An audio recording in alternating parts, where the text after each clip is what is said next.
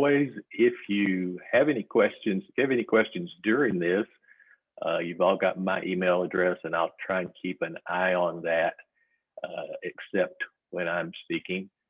And also, let me remind you that you can use the chat function within Zoom, and we will try and keep up with that and watch those things in chat. So that's another good way to ask questions. And in addition, I believe we'll be able to retain that, and even if we miss one, we can come back to it later. So I think that's it for announcements. And so I think we probably will have a few more people still joining here. I've got 9:03 on my clock, so we'll get started.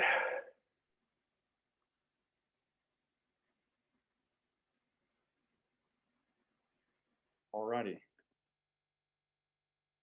Here we go, guys. So we're super excited, as Max said, for you guys to join us. And one of the questions that I've gotten a lot over the years is kind of, I wonder what's going to happen, right? I mean, how many of you have come to a new year and you've thought to yourself, okay, all right, 2019 is over.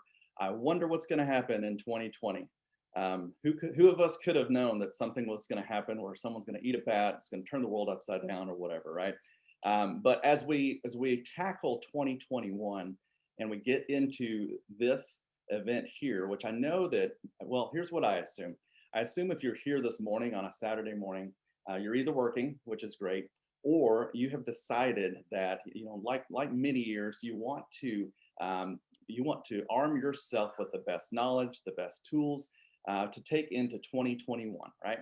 And so as we look at the mindset that's going to help us to create here in 2021, I want to just kind of share with you a little bit from the book 15 Commitments of Conscious Leadership.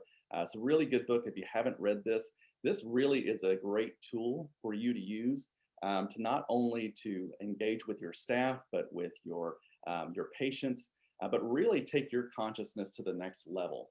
Because sometimes we're sitting and we're waiting for things to happen, but we don't know exactly kind of what will happen. And so then we're just at the effect of everything. But one of the concepts that they talk about in this book is being above or below the line, right? And so I'll just kind of describe it to you, because there's really no wrong here. That's not like only best to be above the line or only best to be below the line. The reality is that at some point in the day, or you know, the week, the minutes, you're going to be above or below. And so I want to describe what that looks like. So for example, being above the line, just as it says here on the slide, means that you're open, you're curious, and you're committed to learning, right? So you kind of have this openness to you. You don't have this solid one expectation of things that are going to happen. But just one of the tenets that we have here at Summit is that you're a student for life. And when you're a student for life, you keep on growing, which means you have the opportunity to grow in your practice, your personal life, your family life. Whereas being below the line causes us to be closed, defensive, and committed to being right. Now, blink if you've ever experienced any of those things before, being closed or defensive and committed to being right. In fact, as doctors, I know it's what a lot of people look to you for. They want you to be right about their diagnosis, you to be right about the treatment that they need, and you to be right as the employer that is committed to their staff, right? And so sometimes it's easy to kind of get down below that line and play below the line there. But here's the deal, okay? What we find is that if you go to the next slide there, Mike, when we look at what comes in each of these, the above and below the line natures, then you'll see, just like you have on the screen here, when you're open and curious, you've got your listening, right? I have a lot of doctors that are wondering, what is the best way? What is the best tool? What is the best strategy? And a lot of times their staff have some of those answers. And so if we're listening, we're open, we're curious, and we question unarguably. There's a way to ask questions that's not, that's trying to cut someone down. And I know that most people don't want to do that, but it's more of an argument that it is a real question, right? But really, when we're above the line, things are a little bit lighter. It feels more like play. Have you ever had an office where when you go there, the staff is so driven and passionate and like-minded that it's almost like you're not doing work. It's that you guys are enjoying the transformation that you're bringing to your patients, the kindness. And I think most people, most dentists that I've met, they really want to make an impact on people's lives. They want to make money too, but they want to make sure they're making a good impact. And when you're light, when you're playful, and your team is excited and working together, it's always easier to do that. Whereas with the below the line thinking, okay, there's always kind of this not enough mentality, right? Oh, we don't have enough time. We don't have enough money. We don't have enough resources. I don't have enough staff, right? We're always trying to seek the approval of others, and we're trying to grasp for that security. Like, what's that one thing that's going to keep me secure in my business and in my practice? And so it breeds a lot of conflict, actually. Okay, because we're trying to be right about one thing. And so as we're getting into this discussion today, because this really is a discussion, we brought a lot of ideas, and many of them, they're not new. You're going to see them, you're going to, oh, okay, I've heard that before, or I've thought that before, right? But we're bringing a lot of ideas to you guys for 2021 to maximize your effectiveness in your practice, to maximize how much you can create in income and for your teams. And so I invite you to this above the line, open, curious, and committed, committedness to learning. That's committedness, not even a word, but I'm going to say it anyways, right? This commitment to learning, right? Because if you will do that while you're hearing Mike talk or Judy talk or Max talk or me talk, then you'll position yourself in a way that will allow you to take these things and bring them to your staff or incorporate them into your just your practice, right? And so be open and curious today, because really the question isn't what is going to happen in 2021. Okay. And really what we find is when you're above that line, creation, that's where creation is, right? We want to be creators of our existence here. Okay. If we let 2021 happen to us, like a lot of people let 2020 happen to them, I'll say this: the practices that I worked with, and Max and Mike and Judy can talk about this too. All the practices I worked with this last year, they all grew. They not only all grew, but the ones that I'm working with, they all had their best months or best years ever. Okay, a lot went into that. Okay, a lot was because they were above that line. They were wondering, how can we make it work? How can we provide better services? How can we tackle this situation that doesn't force us to our knees, right? So staying above the line is staying in creation. So again, the question isn't what is going to happen in 2021. The question is, what are you going to create in 2021? It's really up to us to step into that role and go, okay, you know what? Trends are trends. I have doctors that ask all the time, hey, what's going on in the rest of the world? What's going on in the rest of the United States right now? And sometimes it looks like what's going on in their practice, but the reality is you set your trends. You create for your practice. And what you get out of this today and what you take, where you take it, is going to be an opportunity for you to create a much more successful 2021 than you even had in 2020 or years past. Now, I think we're all here because of you look back at 2020 and there's so much uncertainty, and we were kind of caught in a current that we couldn't control, and people were making decisions for us. I think it's going to be a mistake as we move into 2021 to think that this pandemic is just going to go away real quickly. And so, as John said, even during the pandemic, I remember back during the AIDS pandemic when someone started a rumor that I had AIDS. That'll clear your office pretty quick. I remember, the recessions we went through, the Great Recession ending in 2008, 2009. The people that did really well, and our clients did really well during those whole time. They grew every year. But the people that did really well took away something from this experience. They didn't miss the opportunity of a challenge. So it kind of comes down to basics. And if I put 50 dentists in a room, I'm not sure that the average consumer could tell anything special about any dentist. And so we've got to figure out what makes you different. there's been kind of a, this may be generational. It may be just exhaustion from all of these things that have happened to us, but there's been a culture of just kind of fitting in. I know the whole time, well, anything I do, whether I play tennis or I go hunt or fish, I kind of want to fit in with the crowd. And I fight that. I fought it every year that I practiced, because I found that just settling for what happens isn't a great strategy.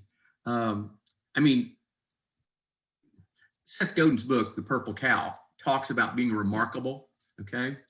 So if you have a room of 50 dentists and no one's really remarkable, there's no reason to pick you over anybody else. And so again, you have a unique selling position. I mean, some of you think, okay, well, I'm just going to be committed to educating myself clinically, doing pseudo specialist deal. Maybe I just want to work on kids or whatever. But you're going to see as we go through this presentation that we're going to keep revisiting the fact that there's not a lot of things that are new. And the thing that's going to make you do better in 2020 than you even did in 2019 is becoming incredibly competent at doing the fundamentals. That's going to make you remarkable. So what drives, patients into your offices? I would have to say, after almost 50, well, actually more than 50 years in dentistry, but as a dentist in dentistry, because I was a lab technician before I was a dentist, but just as a dentist who's, in a few years will be approaching 50 years in dentistry, that as I look back at the doctors that I went to school with that I thought would never make it, that ended up had incredible practices, that weren't the ones with the best skills. It wasn't the ones that were the best looking folks. It was the people who had the great people skills. And so again, these 5 things here that I'm just going to mention, just remind you, are the key things that make practices grow and continue to be competitive no matter what the dental economy looks like. This is not a perfect storm right now. This is climate change, and there will be another challenge, whether it's a recession, whether it's a pandemic, whatever it is, it's going to happen again. So we got to get ready for that. And the people that are ready, again, it doesn't scare them. So people skills, number 1. Communication kind of goes along with people skills. If you love people, like them, then it's pretty easy for you to communicate. Communication probably really shows itself in leadership. And each of us, while we're the owner, and then we're an employee in our corporations, and then we're hopefully a team member with the people we work with, our ability to communicate is going to make this thing work well. Longevity of staff. It's not the goal of getting people to work for you forever, because you need to free up somebody's future sometimes. You're going to find that you made a poor choice. And we're going to talk about, how we onboard and keep people. But if you see a practice that basically has staff that have been with this practice forever, and they've continued to grow. I know in my practice, the average stay in our practice was 14.7 years. So once you see that, you kind of have to figure that the systems, the process, the culture, the camaraderie, everything, leadership, everything is doing fairly well if your team wants to stay with you. I think for a lot of us, when you close your offices and then the government gives out, PPPs and gives unemployment and sends out checks and stuff, I think a lot of practices were very surprised at the lack of commitment they saw in staff when it was time to come back to work. Okay. So superior systems. I would think that if I were doing a job and I could find a better way to do it faster and get a better result, we would gravitate towards that. Dentistry is one of those areas I don't see that happening. I literally see doctors do the same thing over and over again, thinking or hoping for a different result, but getting the same thing. We've got to constantly refine our systems and protocols so that they're scalable, repeatable, trainable. And again, if they're that way, no matter what happens outside the office, no matter what the noise or commotion is going on, these systems will still work. And you never arrive at a perfect system. It's constantly being, manicured and moved around to fit better. Caring and compassionate care. I mean, that has to be reflected in your culture. That is the culture. Our job is a service state of mind serving our patients. Super important that you get that and keep it. So what's going to be holding you back? What are the barriers to growth? I mean, everybody's looking at, okay, how do I recapture what I had? How do I go further than I did? I think the biggest mistake is not understanding that you, the owner, if I'm talking to an owner doctor, that you are the number one reason this practice does well. You're also the number one reason it's not doing well. Okay, it's both sides, and I see that seed of not doing well in a self-limiting belief. It's where you get kind of what you can see. I think a lot of people's deserve meter is at a point where they don't believe they can do better. They don't think that because of everything that's happened, that it's going to be a better day. Okay, they're always a glass half empty. Okay, and this is self-imposed. So how you see yourself, how you see wealth, how you see success, it's going to translate to your patients. It's going to translate everything you do.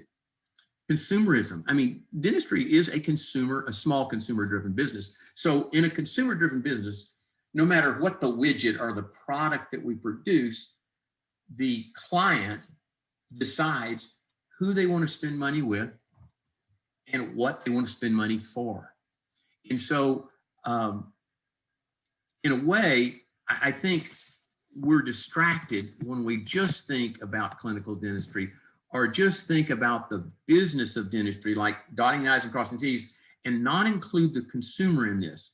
Because, you go back to 1975, when I graduated from dental school, you could open a practice and do well anywhere because the average adult had 16 decayed, missing, or filled teeth. They all had a need. Fast forward to today, the average adult has 3 decayed, missing, or filled teeth. There's very little demand for our service. While dentists as a group, we graduated 6,800 this year, has continued to grow. So demand's gone down, the people, the doctors have increased, and so there's less to go around. We've got to look at this differently and give the consumer more of what they want and less of what they don't. Think your job's doing dentistry. I mean, that's a mistake I think every staff makes, every doctor make. I've made it. Max and John and Judy sometimes, I mean, we make it if we think we're just a consultant. Our job is consulting. It's not that, okay? It's serving our audience, serving our clients. And that takes on a whole new meaning if you combine it with consumerism, okay? The wrong practice strategy. I mean, over and over, I'll get calls from doctors I'll never meet and I don't know, and they're struggling. And I'm going, well, okay, so, they say can't pay their bills. There's a term, I don't know if you ever heard this term, it's used on the stock, when you talk about the S&P 500 and actually commercial businesses, but it's called zombie companies. Zombie company, kind of like, like the dead walking, okay? Zombie companies, and it's estimated that over 10% of all companies are zombie companies, can just barely pay their bills and there's absolutely no profit. Many dental practices are that way, okay? It doesn't have to be that way. But I'm talking to a doctor, he or she is struggling, and I said, so do you do implants? No, I don't do any plants. Well, do you do like oral surgery? No, I refer that out. And I said, well, what about root canals? I mean, even on front teeth, do you do? No, I don't do root canals. And I said, well, do you see kids in your practice? No, I don't see kids. I'm just going, it's that Dr. Phil moment, like, what were you thinking kind of thing. We're going to talk about this, but because consumers have kind of already established what they want in a dentist. So you have to be remarkable and give them all that they want, okay? So you can have poor practice strategy, you can have a poor location, you can have poor demographics. You can fail to embrace change. I mean, that's happening every minute. Biggest thing I see is you don't apply information that you're given.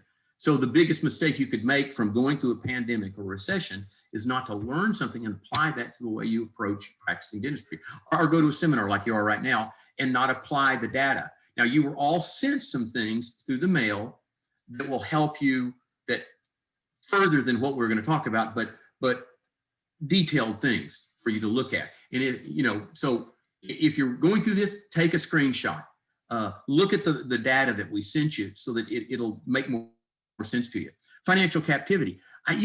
Life suck or lifestyle suck or burn rate, whatever you want to call it, is killed more doctors, and it's based, its energy and its inertia started by entitlement. You think because you're a dentist and you went to dental school that you need to drive the same car as a hip hop music mogul drives, okay? Or you deserve to have these things now rather than paying down your debt and doing it. And then way down at the bottom of the list is poor clinical skills.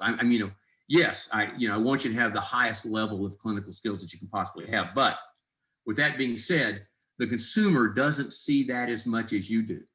So how do we eliminate these barriers? Okay.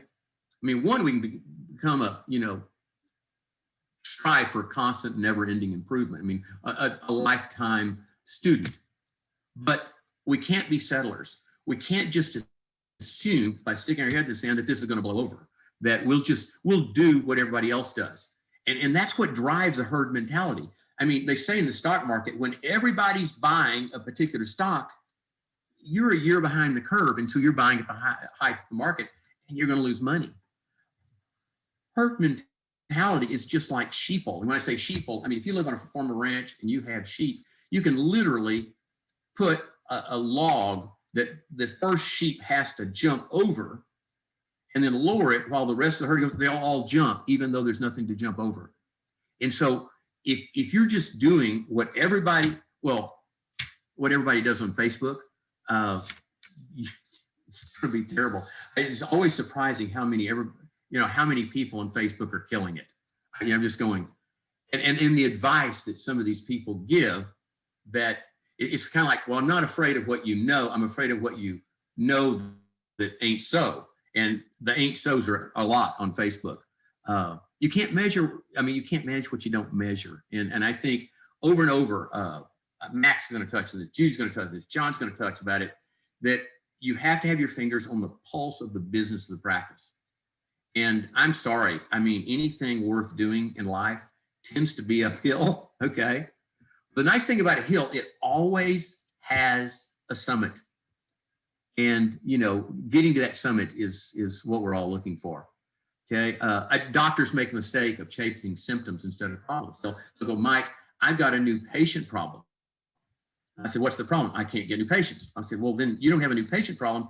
You've got a consumer problem, because the clients either don't like you, or you don't have good hours, or you don't accept their insurance, or whatever it is they want, you're not giving them enough of that. So oftentimes we spin our wheels chasing symptoms rather than the real problem. Like, I have a accounts receivable problem. That's not a problem. Financial arrangements are, and following up on them are, but the symptom is a result of what you're doing.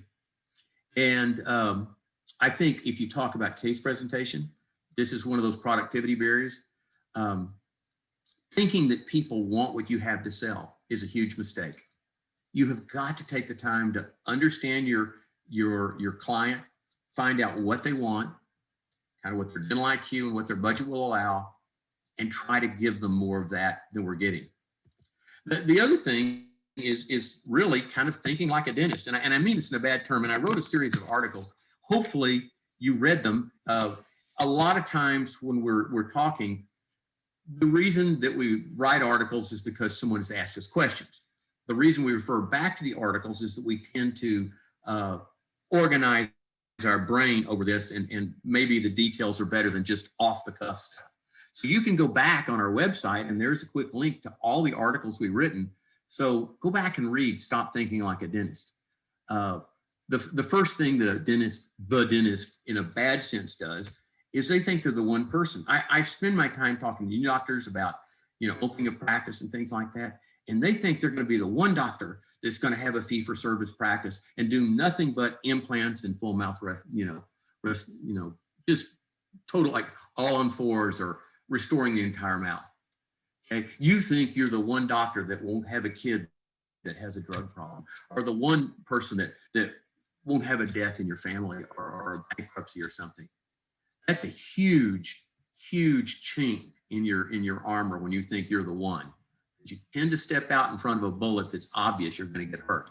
Okay, I don't think anybody crossed the stage thinking that, oh, I want to be average. But again, for most of us, we couch what we do every day, assuming that our target, our destination is a solo practice, and it's not. I mean, in any definition of success, if you said, okay, what would a successful practice look like? And you named the number of new patients, and you named the production and the overhead and keeping staff for a long time and having everybody like you, none of those things would create an average practice. If you could do that, solo practice would just be a signpost on the wayside to something else. In fact, probably to the second doctor or the third hygienist or whatever. Thinking your job is doing dentistry is a huge mistake. I mean, if you think, and I've already said this, but I mean, if you think your job is just doing dentistry, you're missing the point. It's serving a client. And in the process of serving them, you're doing dentistry.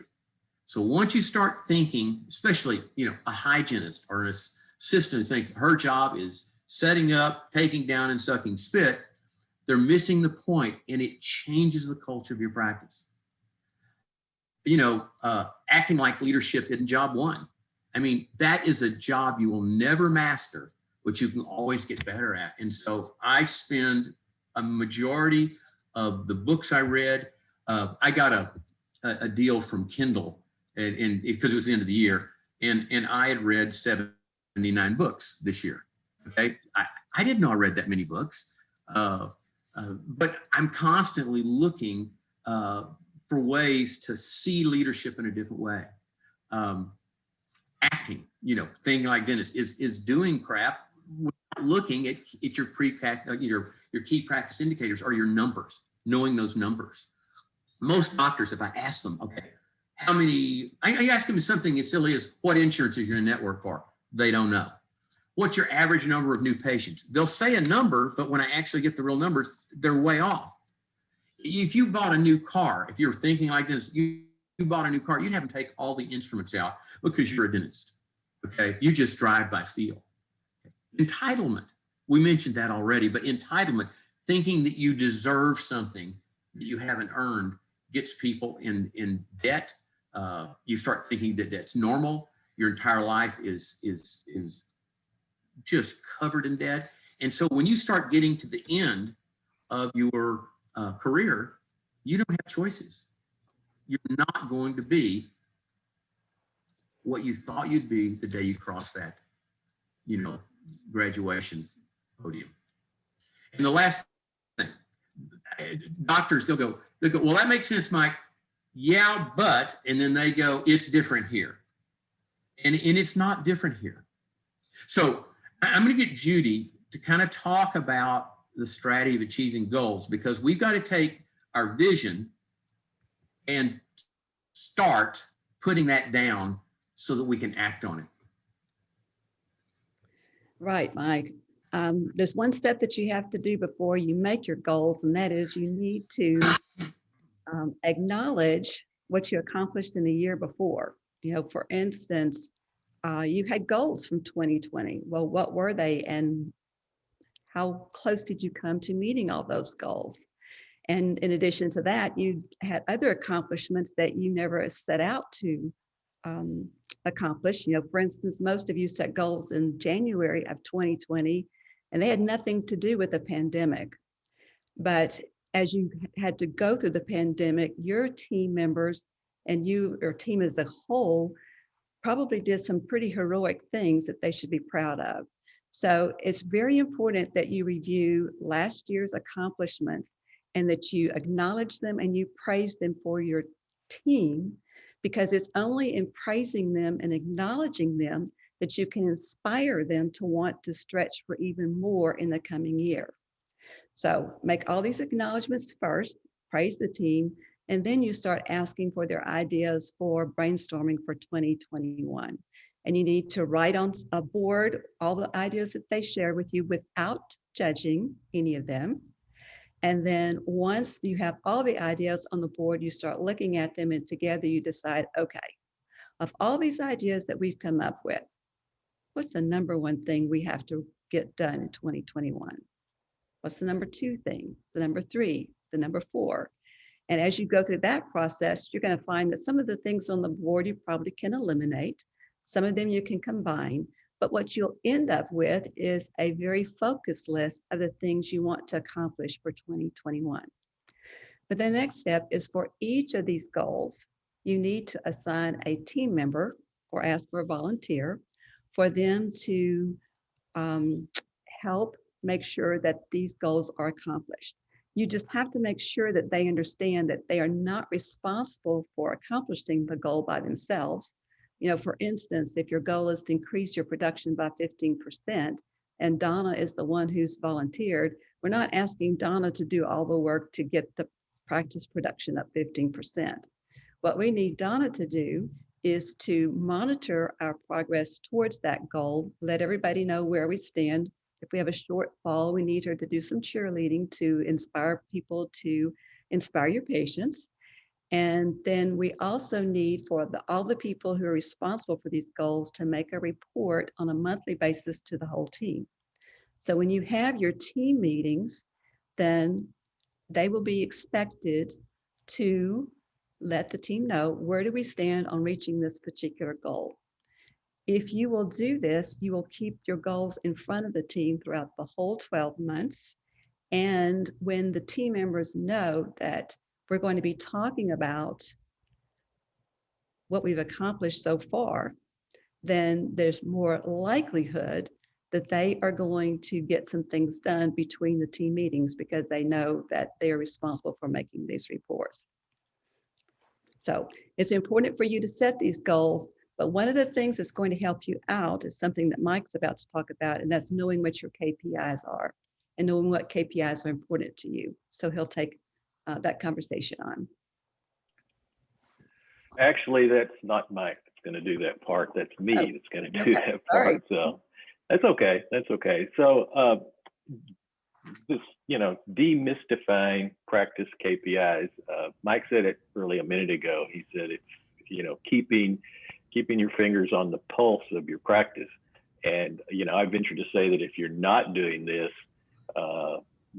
and you don't know if your practice has a pulse or not, and then maybe it's dying, so it's something you really, really need to do. It's really crucial to your success, to achieving your goals. Judy was just talking about goals, and this is important. Now, Mike has always called these key practice indicators. I learned it years and years and years and years ago as key performance indicators. Either way is fine, but the gist of it is, any and every business has certain numbers that they need to watch. And, it doesn't really do you any good to have goals if you're not tracking your progress towards reaching those goals, right? And I don't know how you can track your progress towards reaching your goals if you never look at the numbers. You may have heard it said that you can't hit a target you can't see or that you don't know. And I would say that is certainly true in this case, in the case of these key performance indicators. Good news is it's a very learnable skill. Another thing that I think a lot of dentists where they get off track on this is that they think they have to dig all of these numbers out themselves. And since most doctors don't know how to use their practice software and where to find these numbers, they give up out of frustration. But again, you don't have to dig these numbers out. You can delegate it. And, the next part of that is you can't let anyone convince you that they don't have time. I often say that the two biggest lies told by people that work in dental offices is, I don't have time, or it's not my job. Both of those are just lame excuses. This can easily be done in less than 5 minutes a day. I have personally sat down in a dental office in front of the computer, found these numbers that I wanted to find, and it took me 2 minutes. And I'm not a very accomplished computer software user, because in going from office to office to office, I'll see 3, 4, 5 different dental practice softwares in a month's time, and I tend to get them confused in my brain. So I have to really think about what I'm doing to find the numbers. But it just doesn't take very long. And this is one of those items where your return on investment, the return that you get from knowing the numbers is well worth the investment of your time to look at them, and the investment of your staff time to dig them out and present them to you. And like anything else, the way to really make this work for you is it has to become a habit. You have to do it every day. Everybody has to know that you're going to do it every day. And if you do it for 30 days, you'll pretty much have it forever, for life. And it's also in business a well-known fact that what you monitor will improve. Peter Drucker, who's known as the father of management consulting, he's the guy, I think, that basically rebuilt the Japanese economy after World War II. But what he says is, if you can't measure it, you can't improve it. And you're not going to know whether you're being successful or not unless you define for yourself what success is, and then you track your progress toward that. And it's also a known fact that what you measure will improve. It's something called the Hawthorne effect, that people behave differently because they know they're being watched. There are all kinds of studies with this. One of the biggest ones is in hospitals, where staff people, even going into surgery, they were finding people not scrubbing up properly. And so they put up cameras and started watching. And guess what? People started behaving differently because they knew they were being watched. And if you think about that, there's a lot of truth in it.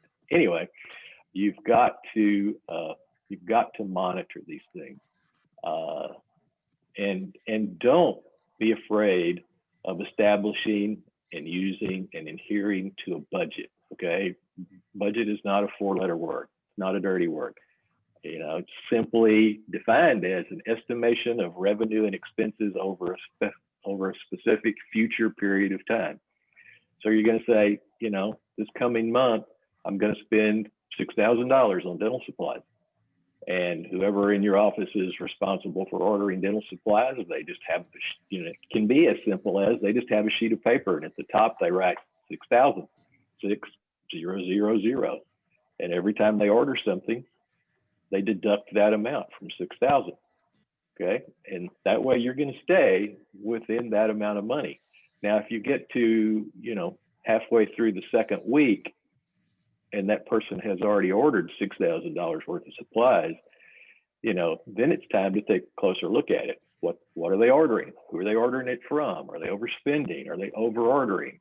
Those kinds of things are very important. But again, this is something that you have to watch, or, I'm sure the vast majority of dentists don't really look at that. They're not looking at it ahead of time. They're not being proactive. Instead, they're looking at it after the fact and being reactive. And unfortunately, sometimes it's even 2-3 months after the fact when they finally get a report from their CPA that's 3 months old by now, or 2 or 3 months old. And by then, keeping dental supplies as the example, the person that's ordering the dental supplies has already likely overspent for 2 more months. And you know, that's how your overhead gets out of control. And this, you know, just briefly, I would say this is just as important for you to do at home as it is for you to do at your office. You know, just, you know, forecast what your income is going to be next month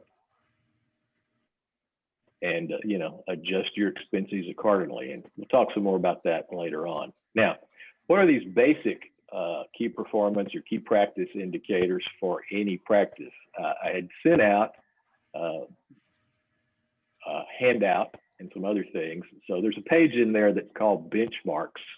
And I encourage you to take a look at that and study it. You know, they're all important. And what we typically see when we're looking at a practice is we're looking at these things initially. Okay, I was talking to a young doctor yesterday and I said, how many new patients a month do you get? He said 5. 5 new patients a month, right? And it's not a cosmetic practice. In fact, he closed on the practice on March 2nd last year, right before everything shut down. So timing wise, that's not good. You know, it reminds me of Mike's story earlier about being accused of having AIDS. He had just signed the paperwork and accepted a check from his first partner when that happened. Needless to say, he was a little bit nervous. So again, you're not going to know these things unless you're looking at them. You know, I really think you should have probably 50 to 75 new patients per month per doctor in a practice to do really well. You know, you should be producing $25,000 to $30,000 a month per operatory in your practice, or $20,000 to $25,000 per month per employee in your practice. Most practices are overstaffed, and the way I judge that overstaffed is they are not producing what they should be producing for the number of staff people that they have. Same is typically true for operatories. You know, most people are underproducing for their operatories, number of operatories as well. You know, another thing that comes up very often is there's not enough hygiene hours to support the number of doctors in the practice. I mean, I've seen it numerous times through 30 years of doing this. There'll be 2 doctors, maybe even 3 doctors in the practice and 1 hygienist, and maybe that person's part-time. You know, and that's kind of backwards from the way it needs to be. As Mike's practice was growing through the years, you know, really the reason that he was able to add doctors is because he kept having a really nice number of new patients, which means that he had to keep adding hygienists, which means that he had to add doctors to check hygienists because it got to where he couldn't keep up with checking as many hygienists as he needed. So that's kind of how that all fits together. And then, you know, the cost of not watching the numbers. I mean, in my estimation, it's just huge. You know, just to use some easy math, if you had a practice that's doing, just for ease of math, $100,000 a month, and they have a 65% overhead, meaning they're spending $65,000 a month to keep the practice running.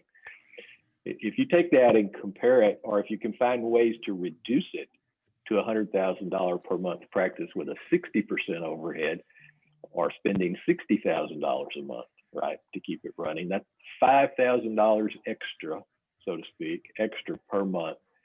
And then, you know, if you did that over the course of a career, say 35 years for an average, won't make you do the math, that comes out to $2.1 million, not including interest. So even if you were just earning 1% interest on that, and you add another 400,000 or so, that's $2.5 million at retirement time by spending the time, spending the energy, making the effort to watch the numbers and keep them in place. Okay. So with that, turn it back to Mike. And actually, I'm going to throw it back at Judy and Max. Leave your microphones on just a second. Yeah. I want to kind of combine this because I'm going to talk about hygiene, and but I want to make sure that the audience kind of understands that. I mean, I'm sitting here listening to this, and I really believe in goal setting, Judy, and then Max, you know, I believe in KPIs, but it's those are two topics that they tend to hear a lot about, you know, in the reading, and sometimes they skim over. It sounds like basic stuff they already know, but they don't know. You know, it's that, you know, I'm not scared of what you know, I'm scared of what you think you know that ain't so kind of deal. Mm-hmm. So Mm-hmm. Judy, you know, in your goal thing here, I mean, just to tag off what Max was saying is that, you know, I seen Judy, had the privilege of seeing her coaching people, and she's talking to, you know, a staff or an office about goals, or she's talking to an individual person about goals. As a leader, and let's say Judy's the leader here, Judy knew exactly what she wanted to teach that team member or teach that office. But she is smart enough to know that she can't just say, you need to do this, this, this, and this. And we're kind of doing that with you guys right now. You need to do this, this, this, and this. So I've seen Judy do this. She walks into a meeting knowing what she needs to accomplish. I mean, she is the most organized person I've ever seen in my life. And so she knows.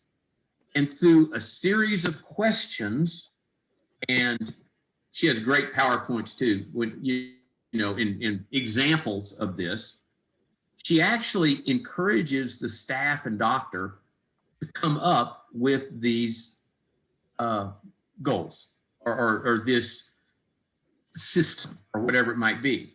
So when she says this brainstorming and involving the staff, what she's asking you to do is get the participation so they own the answer and the solution, right?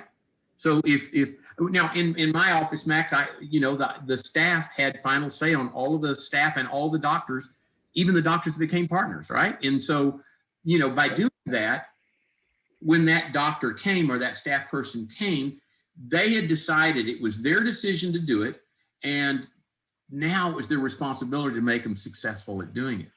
And so everything that we're talking about today is built upon these three pillars that Summit was designed about. It was purpose-driven, doctor-led, staff-owned.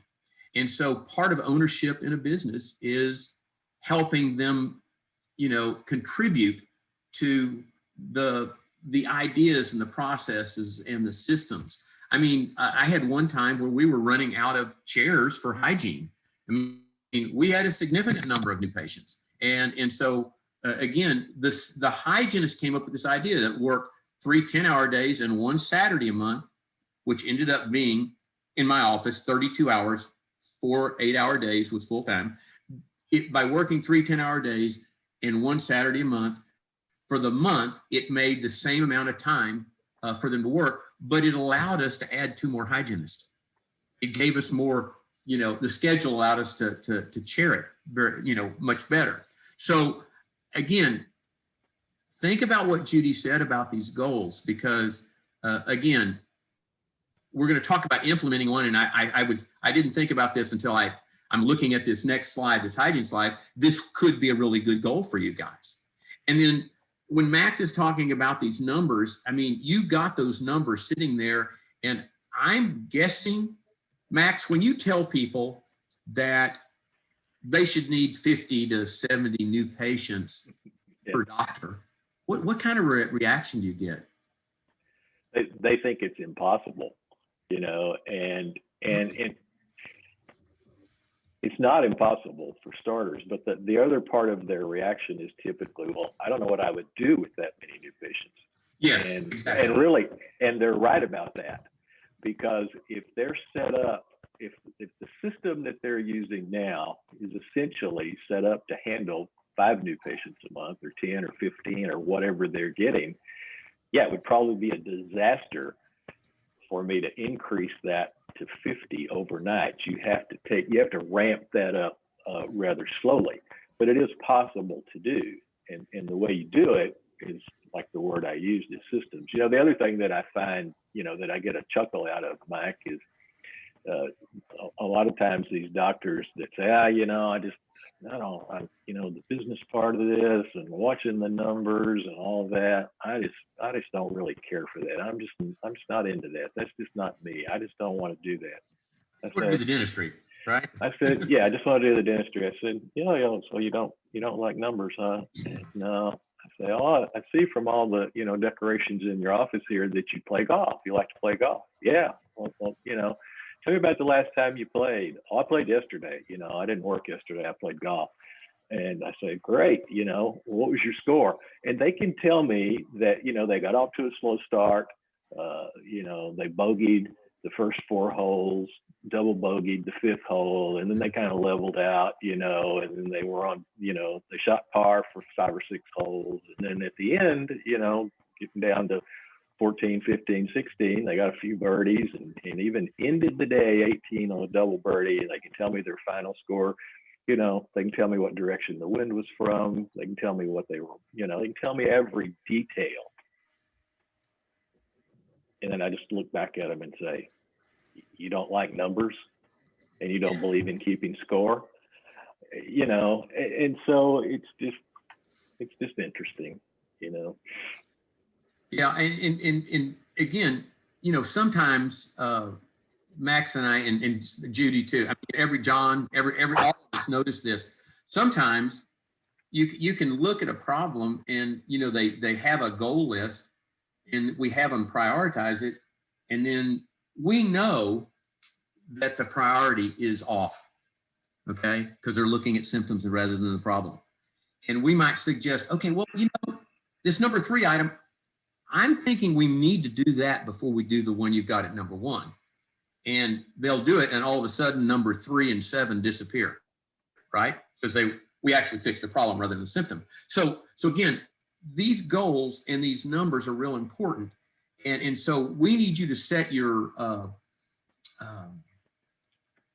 the filters that you use to accept or brush away suggestions that you hear as being impossible or improbable. I've seen doctors that we just went, okay, no, you do need more new patients. And sometimes it forces them to adapt to handle that number of new patients, and they fix things in the process of adapting to do that. And so again, when you look at that list that Max sent, when you look at this goal setting and stuff, it's super, super important. So let's look at hygiene here for just a second. We've always had a little yellow card, okay, that when I did seminars, we would take it. On one side, it had overhead, and we're still saying that you can get a below 60% overhead, okay? You can do that, okay?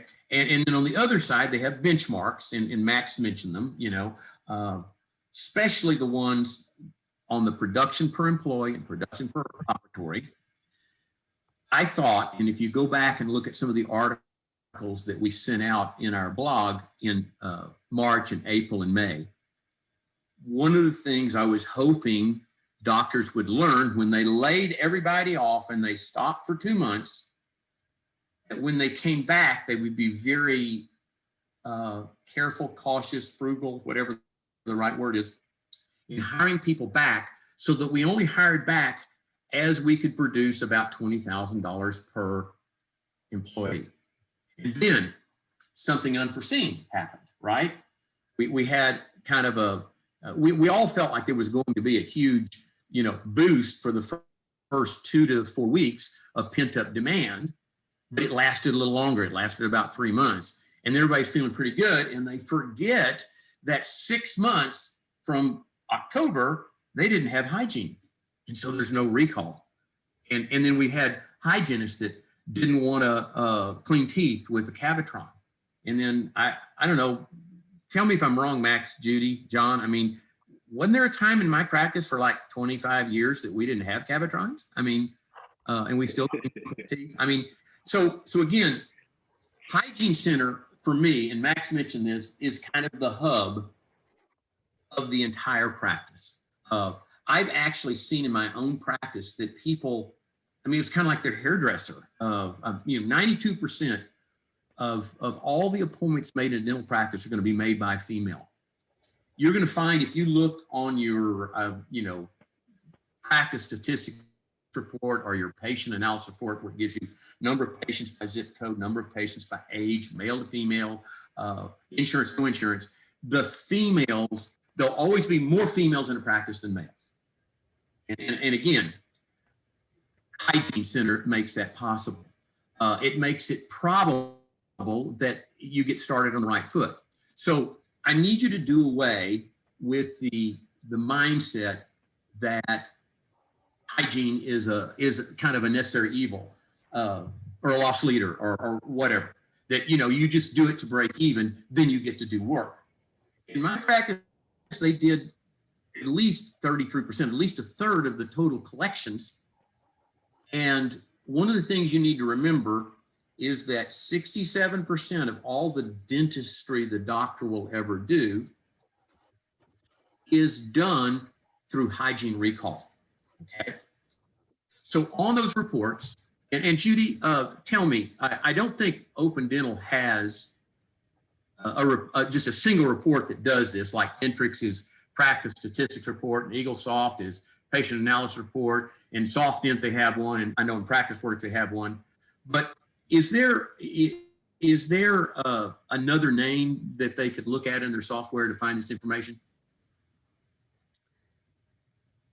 There is, but I can't tell you what it is off the top of my head because it's been a long time since I have. Okay, well, the clients that we've had with Open Dental can gather it, but they have to go 3 or 4 different areas. Yeah. But these are important things to know. And the reason I brought this up was that during the time where these hygienists were come back, and then they started wanting a lot more money. And then I started writing articles about hygiene on commission and stuff like that. You kind of have to know where you are. And when Judy was talking about goals, I mean, you go back and that review goals and accomplishments in the past year, you're also reviewing the KPIs like Max was talking about. We got to know where we are before we start taking action on where we want to go, right? Because you may not have that far to go, or you may have a really long way to go. So my suggestion, and this is just, I mean, a revelation for a lot of doctors, is that if you run a production by provider, okay, so it just gives you the net adjusted production by provider for a period of time. Let's say it was an entire year. So it was, 2020 or 2019, whatever you want to look at. And then take the pay for that provider. So let's say for a hygienist, what you pay them. And then also factor in, there are certain things, if your CPA gives you the pay, there's pay, and then there's what you actually spent on that person. So if you spent continuing education on them, workman's comp, uniforms, things that weren't taxable events, you need to add a little bit more to that, what they were paid. If you divide what they were paid by their production, it converts that to a percentage. I mean, I've been talking to doctors and I was talking to one yesterday, and I said, how much do you pay your hygienist? And they go, $45 an hour. And I say, well, what percentage is that? And he says, I told you it was $45 an hour. I went, okay, well, what I'm asking is, what percentage is that of what she produced? He says, well, it was $45 an hour. I went, so I asked him to do this. So when he did it, when they divided the production into what they paid, this office was paying the hygienist 63%. You need to do that and look real hard at that, okay? Because they should be doing at least a third of your total production. They are the key when we talk about case presentation. They are the key in getting patients to want what they need, okay? Want what they need. And you'll find that getting people to say yes to case presentation doubles, triples, quadruples if you can take and partner with your staff. Maybe it's an emergency patient and you're partnering with an assistant. Or it's a hygienist, there's a new patient, you're partnering with your hygienist, so that the two of you work in consort to get patients to want this dentistry. They also can create a system where they communicate with you what that patient wants, okay, what they want, what they need, what their dental IQ is, and what their budget would allow. So it puts you on the right footing in there. I was talking to one of the clients, and I don't know if he's on the call today. I'm afraid to look because I tend to look at people that are watching here, and if they're frowning, I'm going, oh, I've got to do something different. But again, when we start looking at hygiene, they're doing a third of the production. This partnership that we have is translated in case presentation that when I walk into the room and I'm talking to a hygienist, they're going to tell me what the patient wants, what they need, what their dental IQ is, and what they can afford. And it might sound something like this. I walk into the room. I don't have permission to talk when I walk into the room. Okay. I walk into the room and the patient is the hygienist. The hygienist gives me the patient and she'll say, Dr. Adams, hey, so glad you're in. This is Mrs. Jones. She's new to us. Well, she's not really new because she's a new patient here, but her sister comes here, her parents come here, everybody, comes here. So she's like family anyway. Now, we took x-rays and stuff and she's showing me things and I'm looking and she goes, now she has this lower right tooth that she broke. And I was explaining to her that you might recommend a crown. She'd like to do that. But she was asking me about the two teeth in front. They had these older amalgam dark black fillings. And she was wondering if I was going to do a crown that was white and looked like a natural tooth. Could I do that when I did the crown? And she said, yeah. And she'd like to do that. So she wants to do that, the two teeth. And she said, she took pictures of everything. She's got a couple other teeth on the other side that I told her probably in the near future, she needs to consider crowns on them because they have huge fillings in them. And what happened to this lower right tooth is going to happen to them. They're going to chip or break. Okay.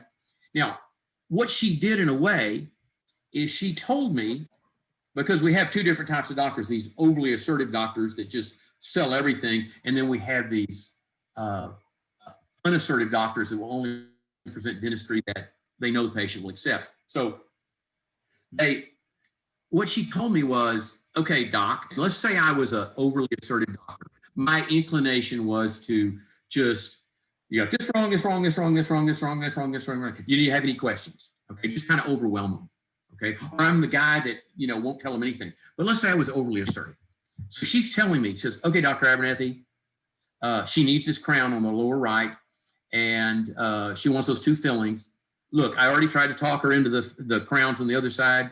Her budget won't allow it. Her dental IQ won't do it. We'll get to do it next time. So don't mess this up by trying to sell those crowns to her, okay?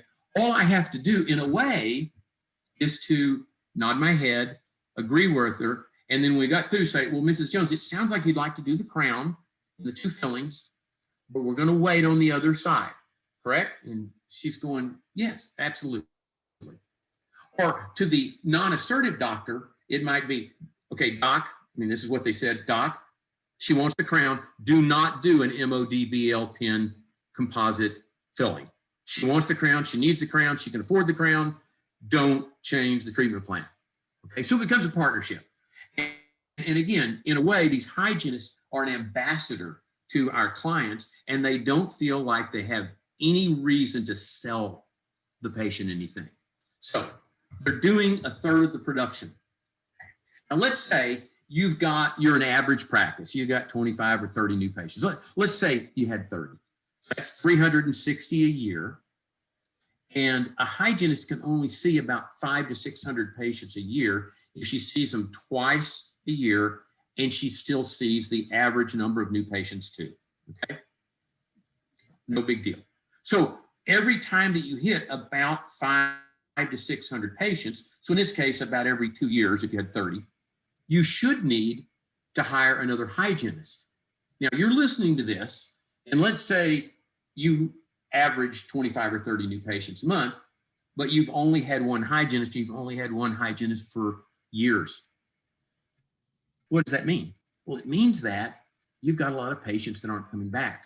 And on that report, I was talking about that practice statistics report, that patient analysis report, data you can gather through your software.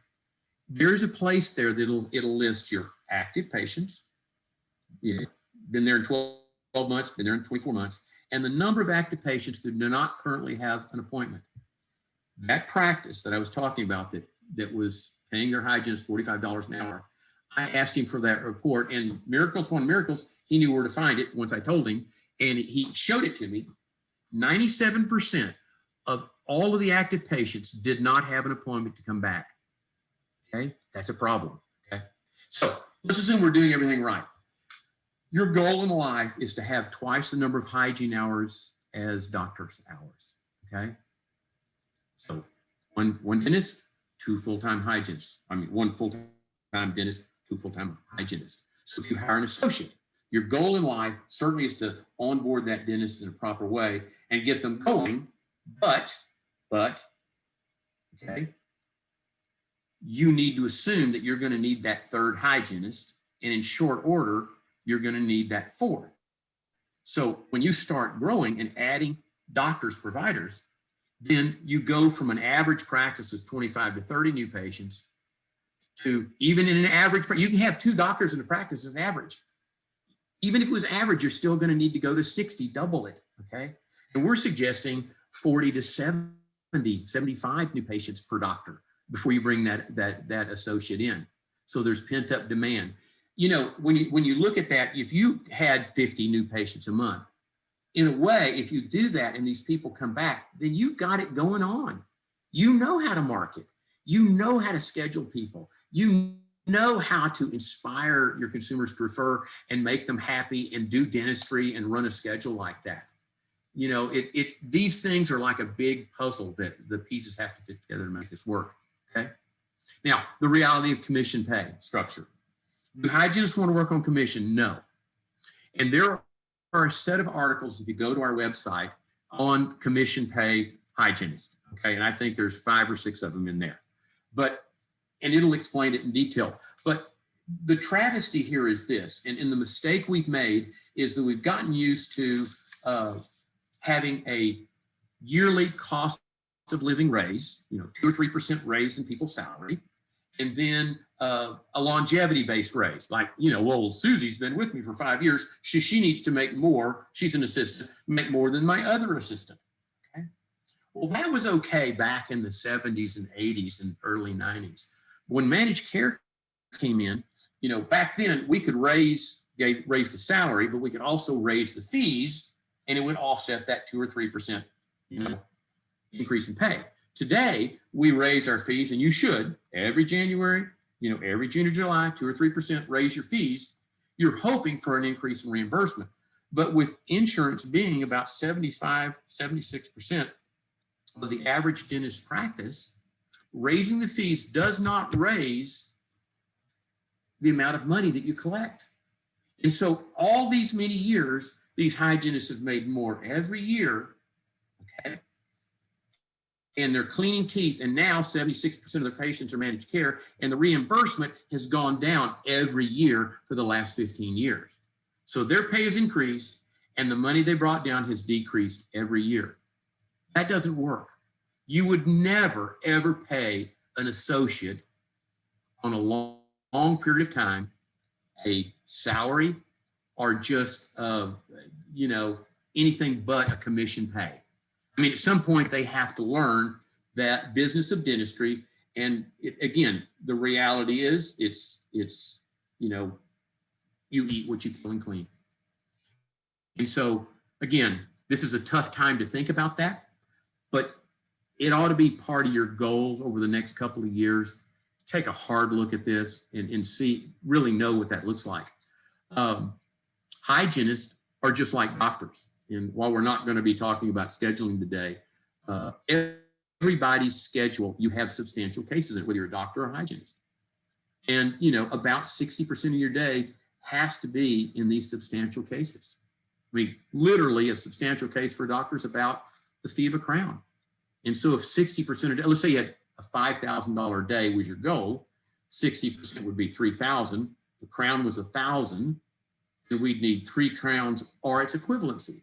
So it's not just crowns. It could be an impression for a denture. It could be full mouth extractions. It could be an impression for a partial, whatever would be at about that value of a substantial case. Well, hygienists are the same way. For a hygienist to do a third of your total production, they've got to have about 2 new patients a day. Now, if you work 16 days, that'd be 32. Okay. But somewhere around that 30 new patient a month mark, they've got to have those or they won't be exposed to their substantial cases, which would be new patients exams, scaling and some root planings. They just can't make it on a recall basis. Okay. You want to increase your hygiene by 31%? Here's an easy trick for you. It seems magically that every patient that your practice sees needs to have 60 minutes for their recall, cleaning, and exam. Now, again, I know what the hygienist is going to say. Well, okay, what you're about to say is true, but we need more time because of all of the PPEs and you know, the cleaning and disinfecting. Okay. If your offices were designed around a tub and tray setup, a room can still be cleaned in less than a minute or two. And because there are no countertops, there isn't anything there that was there before. Everything was barriered. And so you can move it faster. But again, oftentimes offices, it's always 60 minutes. If you just change that to 50 minutes, forget commission pay, 50 minutes instead of 60, that gives you in an 8-hour day, okay, 10 minutes times 8, 80 more minutes a day to see more patients in hygiene if you can fill the schedule. And that'll increase production and hygiene 31%. Recall and reactivation. I mean, I told you, 97% of that office we were talking about where they were paying $45 an hour for the hygienist, they were not getting people back for recall. Okay? That is the lifeblood of your practice. That is, you know, the foundational money maker that you need. If they don't come back, you're not going to be able to do a lot of dentistry. As I said before, 67% of all the dentistry you do will come out of recall hygiene, not off new patients. So if you don't have that recall, you're missing out on the ability to have these recall patients who end up being very strong, opinionated consumers that really love you, like raving fans. They'll continue to refer people to you. Anything you want to do on them, they trust you so much, they'll do it. And so your recall has to be perfect. And then when you find out that it's not very good, you have to have some foundational strategy for reactivation. And again, that reactivation has to be done daily, weekly. And I recommend that you run a list of everybody that hasn't been in the last 9 to 12 months. And every day you take and send a letter out, 5 of them a day, to reactivate these people. So every day it's going to be somebody's responsibility in the office, you know, that only that person. She has a list every day. She puts 5 or 6 letters in the envelope, seals it, sends it off. The envelope doesn't have your it has your address on it, but it doesn't have your name on it. It has address correction under the stamp, so you'll get the new address if they've moved. And the letter is very strong to get somebody to come back. It has an offer in there that's so aggressive that you wouldn't want to tell anybody but the people you're trying to reactivate. Keep in mind, the people that don't come back to your office only come back for one of several reasons. 1, they didn't like you or something went bad. 2, they've moved. 3, they had a better experience somewhere else and they're just going to try something. It's not that you were bad, it just you weren't remarkable. Okay. And so we've got to make it strong enough to get them to call us. So your hygienist, okay, is she an employee, team player? I mean, team player would be good. Most hygienists are just an employee working with a group of people. Most assistants are just an employee working with a group of people. You need your team to be team players.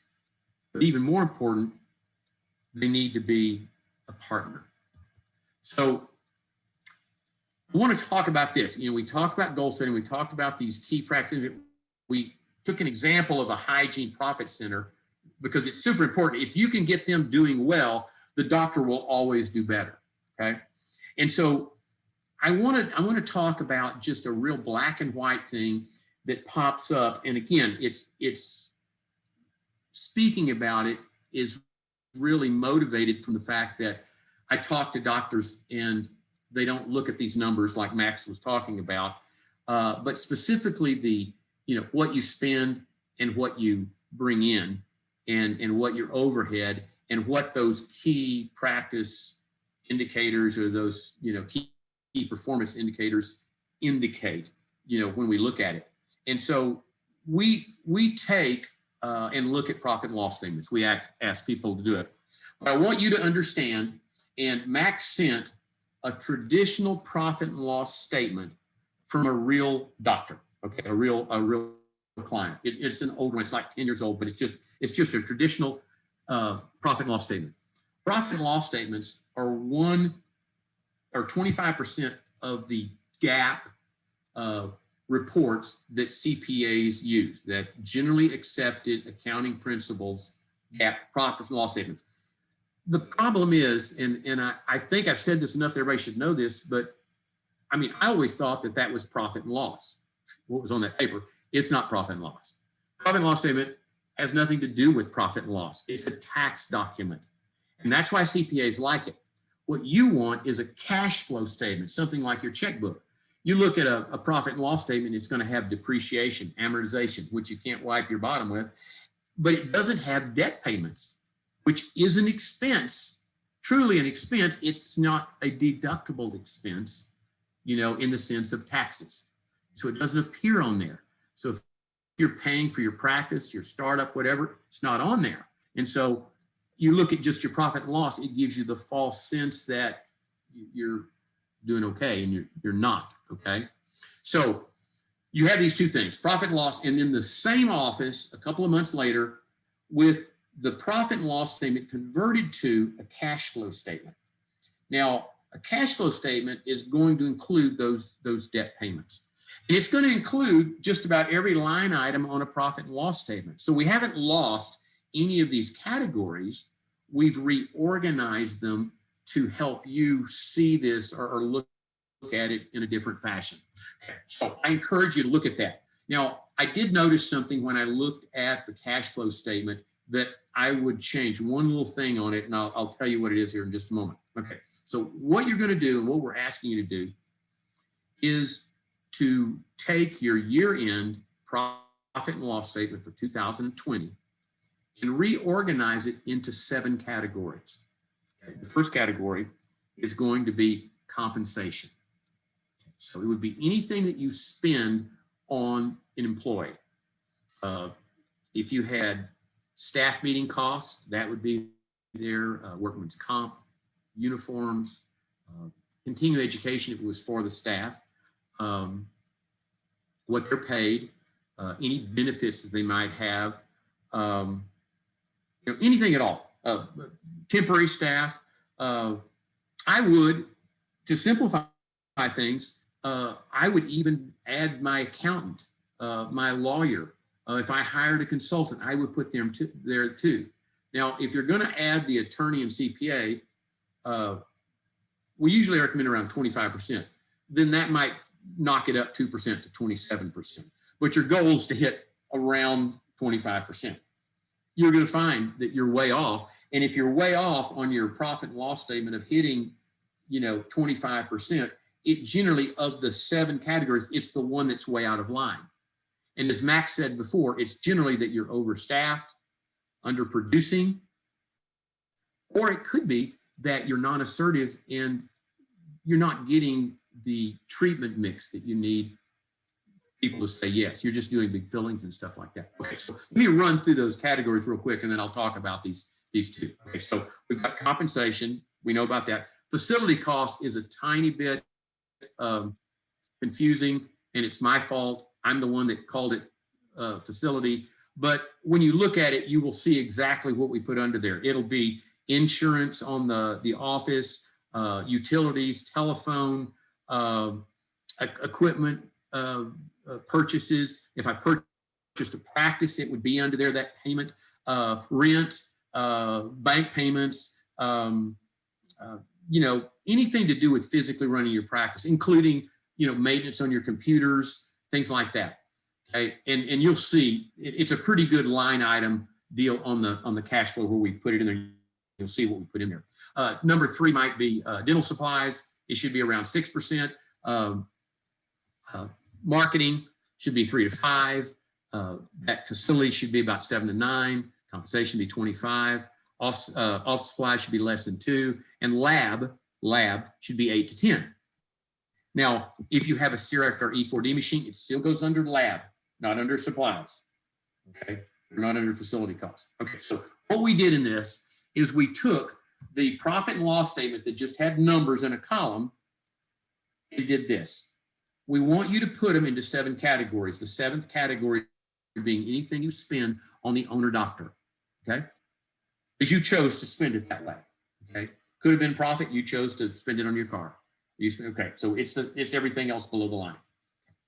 So we're now looking at real overhead. So we create these 7 categories, and they're going to be in bold, larger font type. At the top, it'll say compensation. At the bottom, it'll say total compensation. It should be bold and larger font, and it will give the dollar amount. But if you're using QuickBooks, we also want the percentage. I'm not really interested in the dollar amount. It's the percentage. And so again, the rest, all the line items would be in, non-bold, not as, jump in your face. So when you scan it, when you look at it, you turn on your computer and look at QuickBooks, those 7 categories will jump out, as will those percentages. Now you can also compare that to the year before in QuickBooks too, if you want to. But again, at least do it that way. So on the one we sent you, I probably would have made, I think the whole thing is in bold. I probably would have only done the 7 line items in those bold deals just so they stuck out a little bit more. Now, what you're going to find and is that there's really no profit in most dental practices. Now, we've gotten used to hearing brokers and writers talk about EBITDA. And I was talking to Bucket and Ladd, the Bill and Jared CPAs, about this, and because most CPAs aren't real sharp about healthcare, and I'm asking, I said, Jared, I'm sorry, I just must be dumb, because these guys are using the word EBITDA, and I know what it stands for. It's earnings before, and it lists it, but I think they're misusing the word. I mean, I looked it up online, and EBITDA was a magic, abbreviation for these categories made by a corporate rater back in 1981 for deciding whether he's even interested in buying these large corporations. And so the earnings, that E, the way that people in the industry use it is they're thinking that means, it doesn't mean profit. It just means money that the senior doctor took. But truly, when you look at earnings of a corporation, it's all the expenses, including the CEO. Everybody may not include their bonuses, but the earnings, includes the cost of having everybody work. But in dentistry, they're not including that the owner dentist. And truly, from a legal standpoint, a dentist he doesn't own the practice because it's a corporation. He owns the stock. And so he's a shareholder in the corporation, and the corporation owns the practice. And then he is an employee of the corporation. And because he's a shareholder, he can get dividends. Because he works for the corporation, he's paid a salary. And most times when I ask doctors, how much profit did you make? These doctors will go, they'll tell me the amount of money they took home, okay? And it's usually around 20 or 30%. Well, that 20 or 30% isn't profit. That is the same amount of money you would have to pay another doctor to do the work you did. Now, you're highly paid individual, but it's not profit. If your overhead's not in the mid 60s or less, there is no profit in a dental practice, and there is no E in EBITDA. So if there's a book called Profit First, so it's a good book, you need to read it, but we need to think about profit first, and then look at the shiny objects, aggressive staffing, lifestyle change, all those other things, because profit comes first. Now, up to this point, we've kind of talked about numbers. We've talked about an example using Hygiene, about stopping thinking like a dentist. Now, I want to kind of turn and kind of start talking about the team, assembling a team and onboarding a team, because I think most offices, they know how, well, I won't say that. They don't know how to hire, but they hire people without the consideration of onboarding. Right. In fact, typically what happens in offices is that they will hire someone and then they'll throw them in the fire with very little training. And then on the 90th day, the business owner will talk to their trusted employees and say, well, you think we should keep her? Well, I don't know. Do you think we should keep her? I don't know. What do you think? And so nobody really knows for sure. They don't have any way to measure the person's performance about whether they should keep this person or not. And the thing you have to remember is that in the absence of any kind of feedback, employees are going to assume that you're perfectly happy with what they're doing. So if you've gone 90 days and not given any feedback to this person, and then on the 90th day, you're just telling them, well, you really didn't learn the things I wanted you to learn, and you let them go, then they basically walk out the door without ever having the chance to make you happy because you never told them what you really wanted. Or you decide, well, you know what, I'm not sure if you're going to work out or not. We're going to go ahead and keep you a little bit longer to see. In that case, you're just hoping that going into the future, they're going to do what you want. On the other hand, if you start giving feedback to the new employees on the 30th day, and then again on the 60th and the 90th day, then you get to get feedback on how they are doing, and they get to learn from you what's important and what they need to learn. Now, it's really important with these reviews that you involve the team on an anonymous basis. All of them should be filling out the forms for these reviews. And Max sent those forms to you yesterday. There were files for hygienists, assistants, team leaders, front desk people, and associates.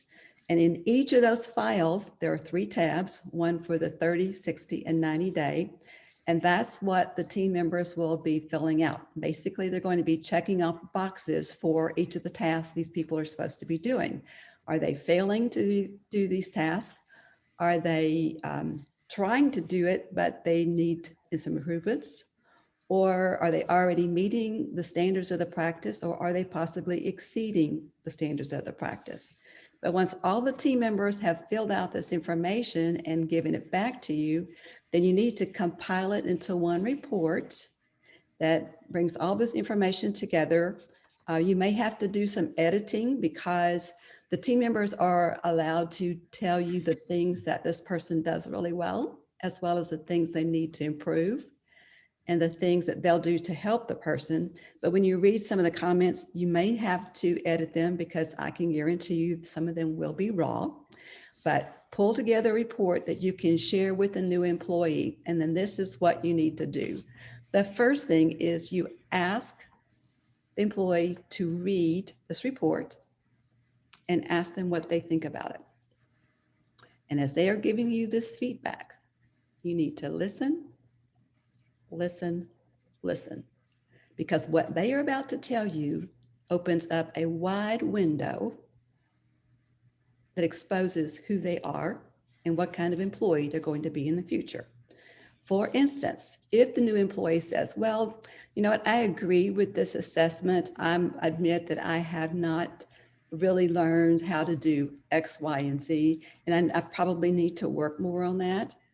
And if that's what you're hearing, then you've got a person sitting in front of you that's probably going to be a high functioning employee because they are self-aware, they know what their weaknesses are, and they admit and take responsibility for where they are in their performance level. And they are open to learning more because they'll go on and ask you, I really would like some more resources. Is there anything you can do to help me with this? So that's a good sign. On the other hand, if you have an employee in front of you and what they're saying is, I am totally shocked. I cannot believe these people said this.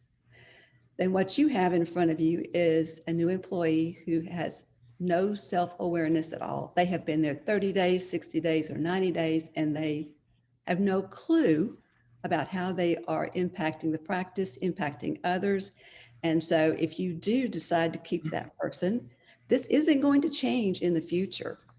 As they continue to sage your practice and go into the future, they're always going to think they're doing a much better job than what either you or the team members or even the patients think.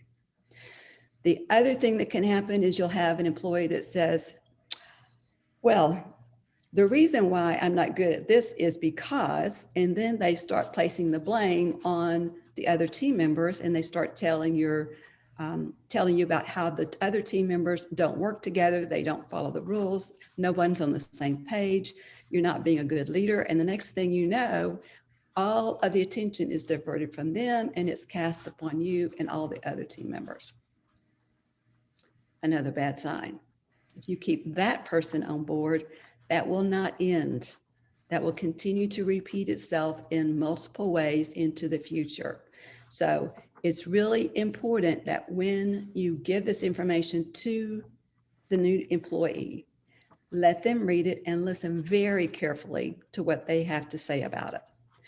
Now, once you've gotten past that, then you do need to emphasize for the employee the things that you've noticed that they're doing really well, because we want to give them some encouragement. And then you want to emphasize what your priorities are on what they should work on to improve. So they'll be very clear in their minds about what they need to work on going forward and try to get better at before that next review. Now, as you go through this process, basically what you'll end up doing is you'll find out what capacity your new employees have for adapting to your systems and to your standards, and what capacity they have for learning the skills that are required for your job. You'll know what they've mastered and what they still need to work on, and they themselves will get a chance to learn what you and the team members are expecting of them. At any point in this process, if you realize this isn't going to work, there's no need for you to keep them the full 90 days. You can go ahead and let them go, whether it's the 30th or 60th day, and not wait for that 90th day. And if you filled out all these forms, then whenever you do let this person go, then you have ample documentation so that if they do file unemployment for you, then you've got the information that you need to fill out those reports. So doing this process will help you get the right people on the bus. Judy, before you end up, if you don't mind me adding one thing to this, I mean, obviously they've hired somebody. Okay, you starting with kind of you've got some employee. So you've been in my office, I mean, for years and years and years and years. And this is a confession I'm making to everybody that's listening here. I'm a real non-assertive when it comes to staff, and I can pretend to be assertive for you guys, but I found that there was a filter that I created for looking for staff, and one was their people skills. It was number one. It wasn't 16 years of experience. It was people skills before I even looked at them. They were self-motivated, you know, and they were good problem solvers. And then they had some, you know, experience that was great, but sometimes I found that experience of, you know, 10, 15 years of experience sometimes wouldn't be good too. So can you tell me, Judy, when it comes to experience versus someone that's just really wants to learn and has great people skills, does that work out as a team member? Or would you always hire for you know, skill level? I don't hire for experience, especially when it translates to, well, the way I did it at my other office. And that's your big tip off. And then a lot of times that will come out in these reviews that you're doing. And the more they end or start their comments with the way we used to do it, the way my other doctor did it, then the more you know that this person is not open, they're not curious, as Jonathan talked about at the very beginning of the session. They're not going to operate above the line. They have to be right, and the right way is the way they used to do it. So I don't put as much value on experience as I do on openness to learn the systems and the standards for the practice they're being hired to. And now with that being said, right, what you just said, okay, then it's super important that we have incredibly detailed job descriptions and ways to measure the performance so that an applicant would actually have a very good grasp of what our expectations were, right? Right.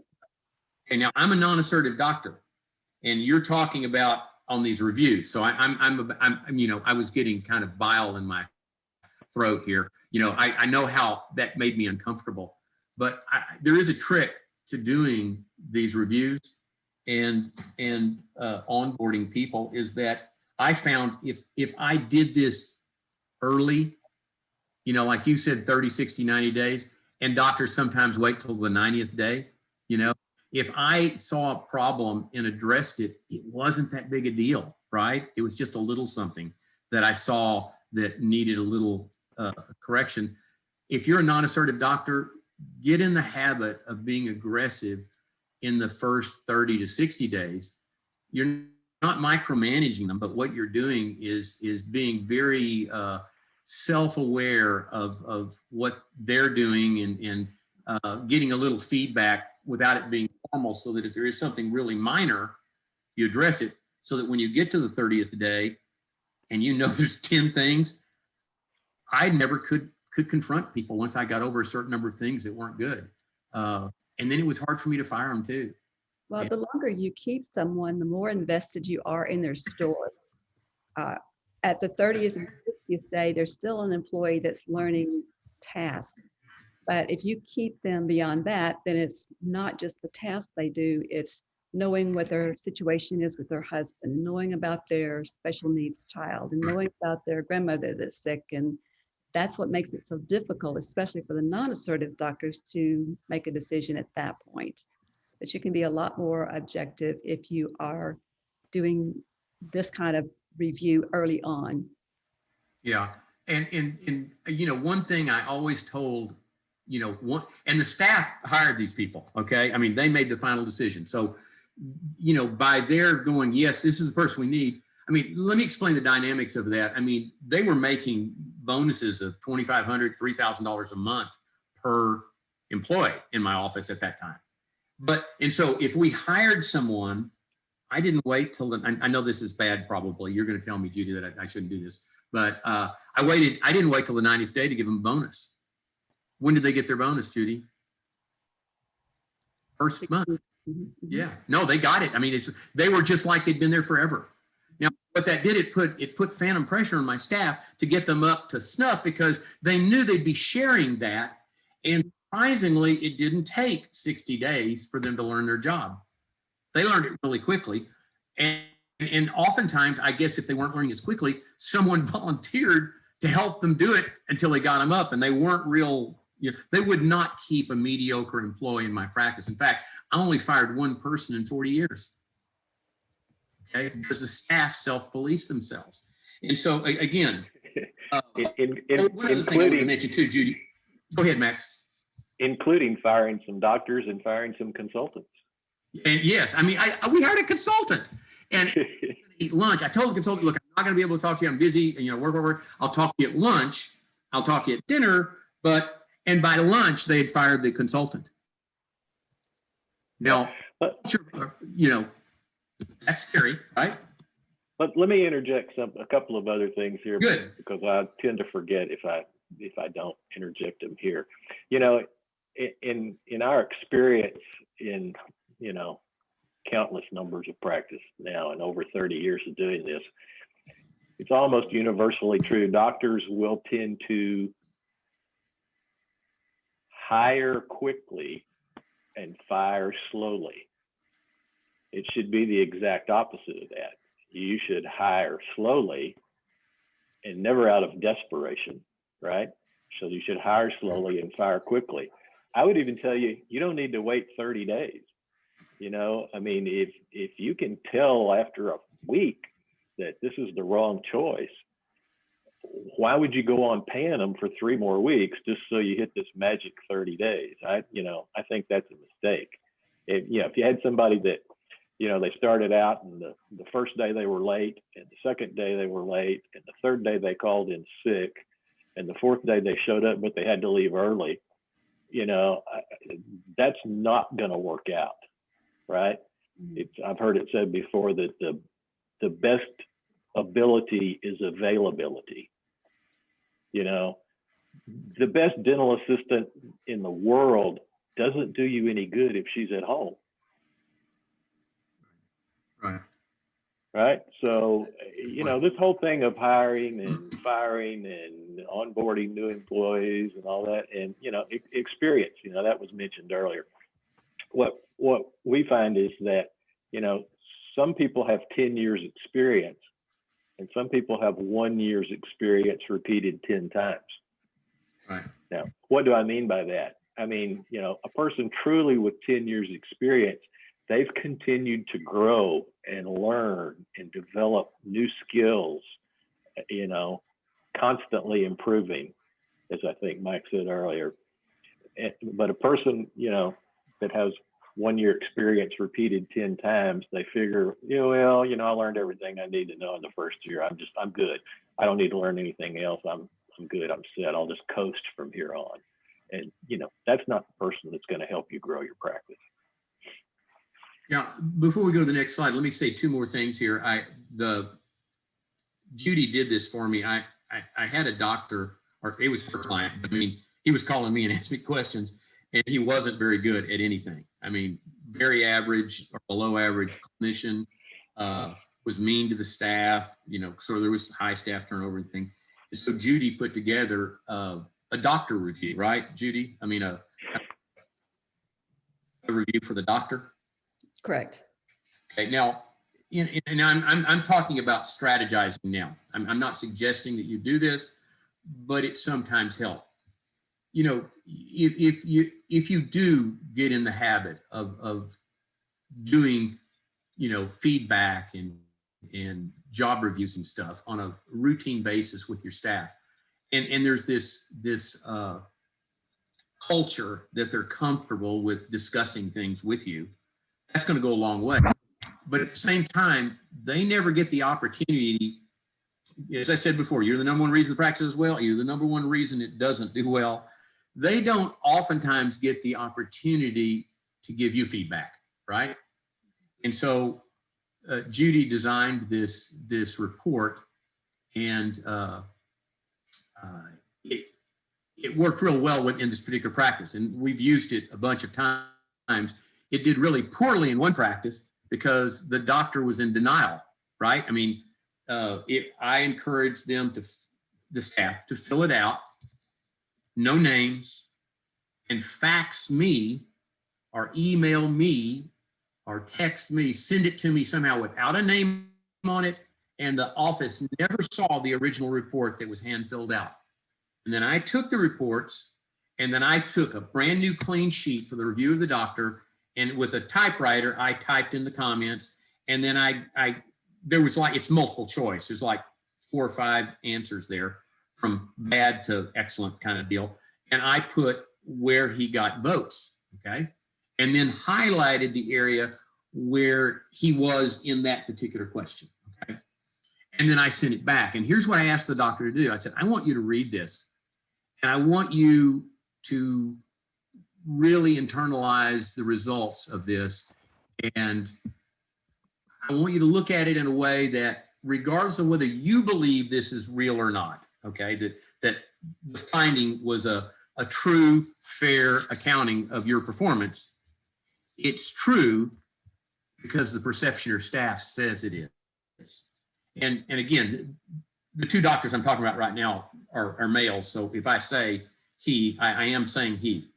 For a reason. He looked at it and he said, this was BS. Okay, this is crap. And I said, because here's what I asked him to do. I want you to post that in the staff area. And I want you to try to show some improvement on these areas. Now, your staff doesn't expect you to be perfect.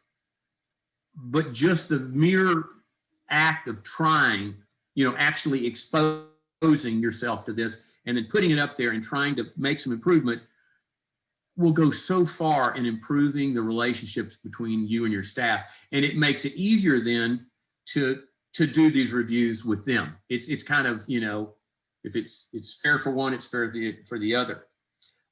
So again, I just wanted to add that, and then, tell you that, in my office, we had a couple of lab guys that were guys, the rest were females. And this may be a hashtag me too in the opposite direction here, in that I really feel like women intuitively understand what the next team member needs to look like and how they need to act, and whether they're a good candidate for it.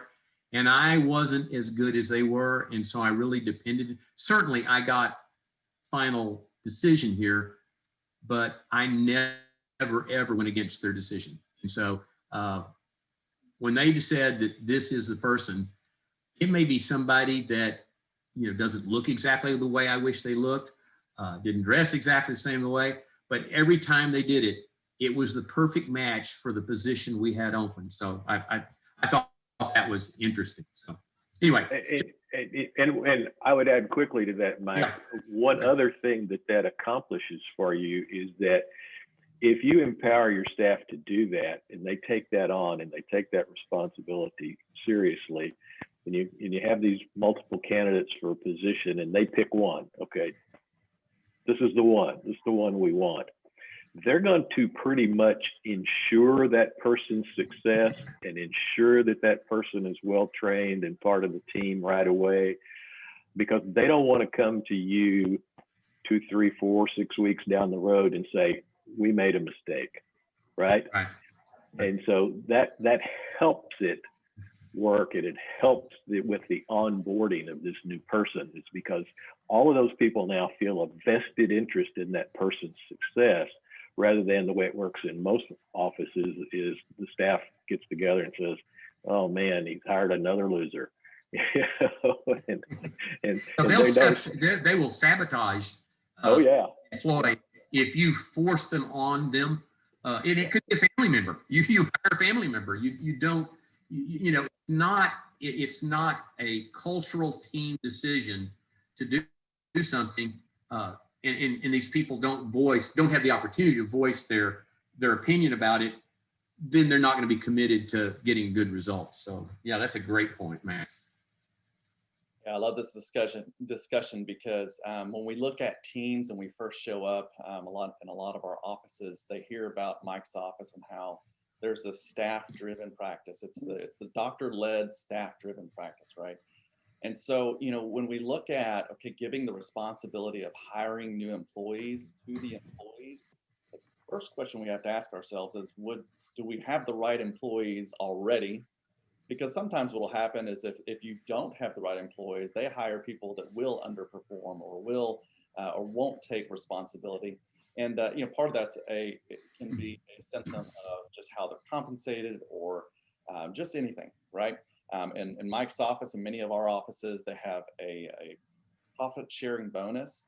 And so when they talk about sharing that with other people, it becomes really important to get the right people. And so if you've been in business for very long, I'm sure you've read this book, Good to Great. If you haven't, pick it up by Jim Collins. But he talks about getting the right people on the bus. And so, as a practice owner, I see a lot of people, a lot of doctors, either responding in a reactive manner to their staff or a proactive, and not very many in the proactive side.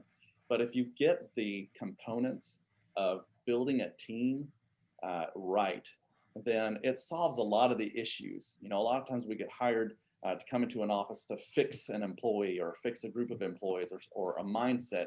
And it's really not as much about fixing your employees as much as getting the right people with the right mindsets, that really you're looking for strategic partners in your office, right? You're looking for people that are going to take responsibility. And I can't remember if Max, you put this in the chat or said it, but like a good employee or, a marginal employee is going to basically do what they have to do to get through the day, right? a good employee or a good team member is going to find, what can I do to increase the productivity? It wasn't exactly said like that, but your good employees are going to look for ways to increase productivity in your practice. And so if you'll go to that next slide there, Mike, a few questions you can ask yourself. It goes back to what Mike said earlier. Okay. The responsibility of the employee is not to suck spit. It's not to just hand the patient the right papers or get them on the schedule. It's really to inspire patients, right? And if we're inspiring patients, really what goes into that is figuring out what is it that this patient wants, right? If we ignore that completely, it's not inspiring. So your team members are constantly asking, okay, what do we have that we can give to this patient so that they will enjoy the experience here and they will come out better than they were beforehand, and they will feel great about spending the money in the practice, right? So you're asking yourself, does this person inspire our patients? If the answer is no, that's a huge red flag. If this person is not inspiring in any way, shape, or form, I know Mike talks about a story of a doctor calling up and saying, hey, I'm hiring for my front desk. How many people should I see? And he says, well, if you talk to them on the phone, you should know right away. Right? If they're not inspiring on the phone, they're not going to be inspiring your patients on the phone either if you're hiring a front desk person. Next questions, and you can go through all these, but the question of, do you like them or not? Okay. You may not like all your employees, and that's okay, but somebody ought to like them.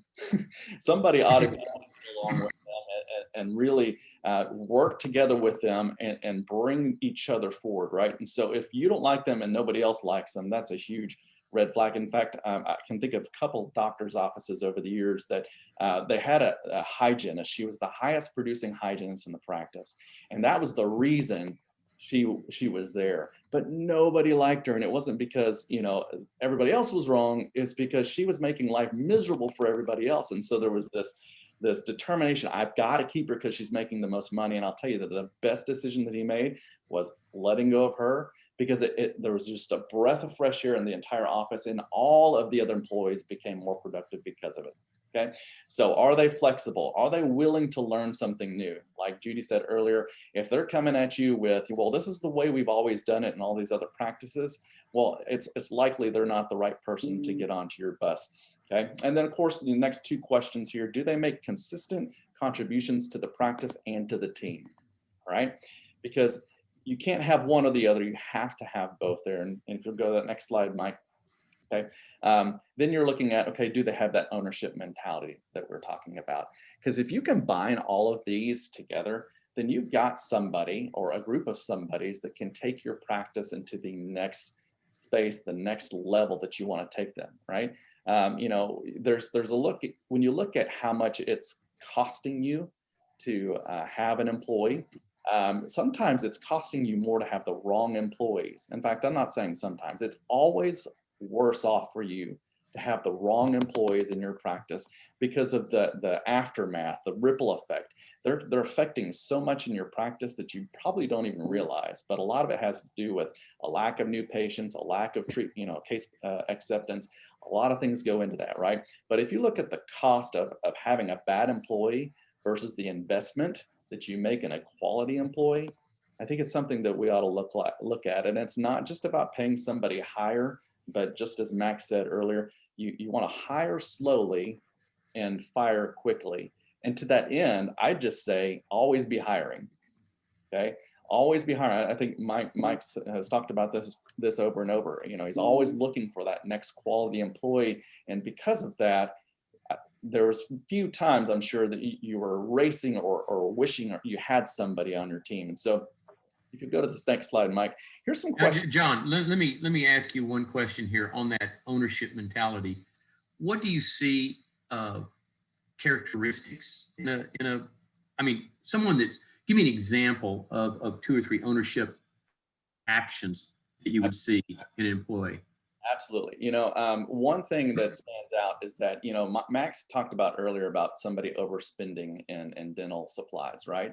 If a person who has an ownership mentality is looking for ways and looking and identifying that and saying, hey, doctor, I can see that we're overspending here.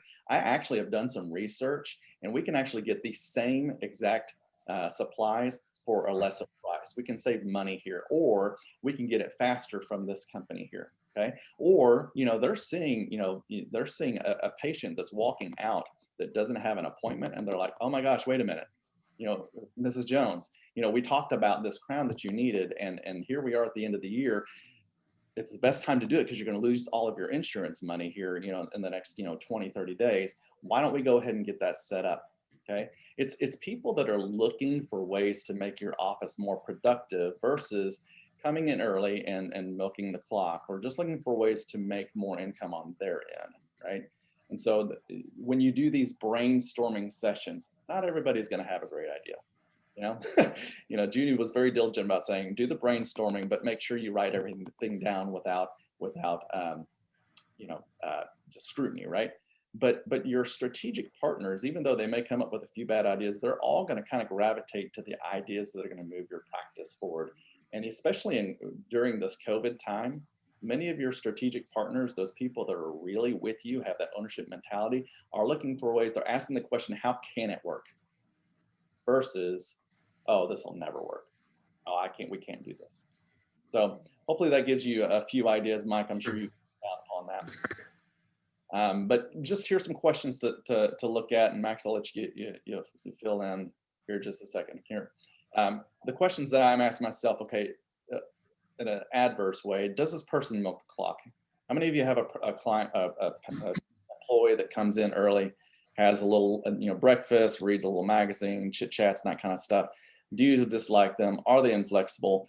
And then again, too, and you can go to the next slide, Mike, do they only make contributions to the practice or the team? For example, if they're only making contributions to the practice, they're only concerned about themselves being very productive. They're never helping out with other people.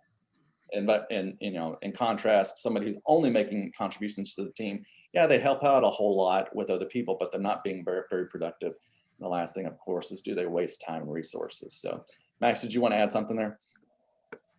All I was going to say, John, was that, what I find is that there are a lot of doctors who tend to micromanage, right? Have to make every decision and know every little detail of what's going on. In some ways, that means that they don't really trust the people that work for them. And I think that's a part of the staff-owned mentality. When you achieve that, it comes with a very high level of trust, right? That goes both directions.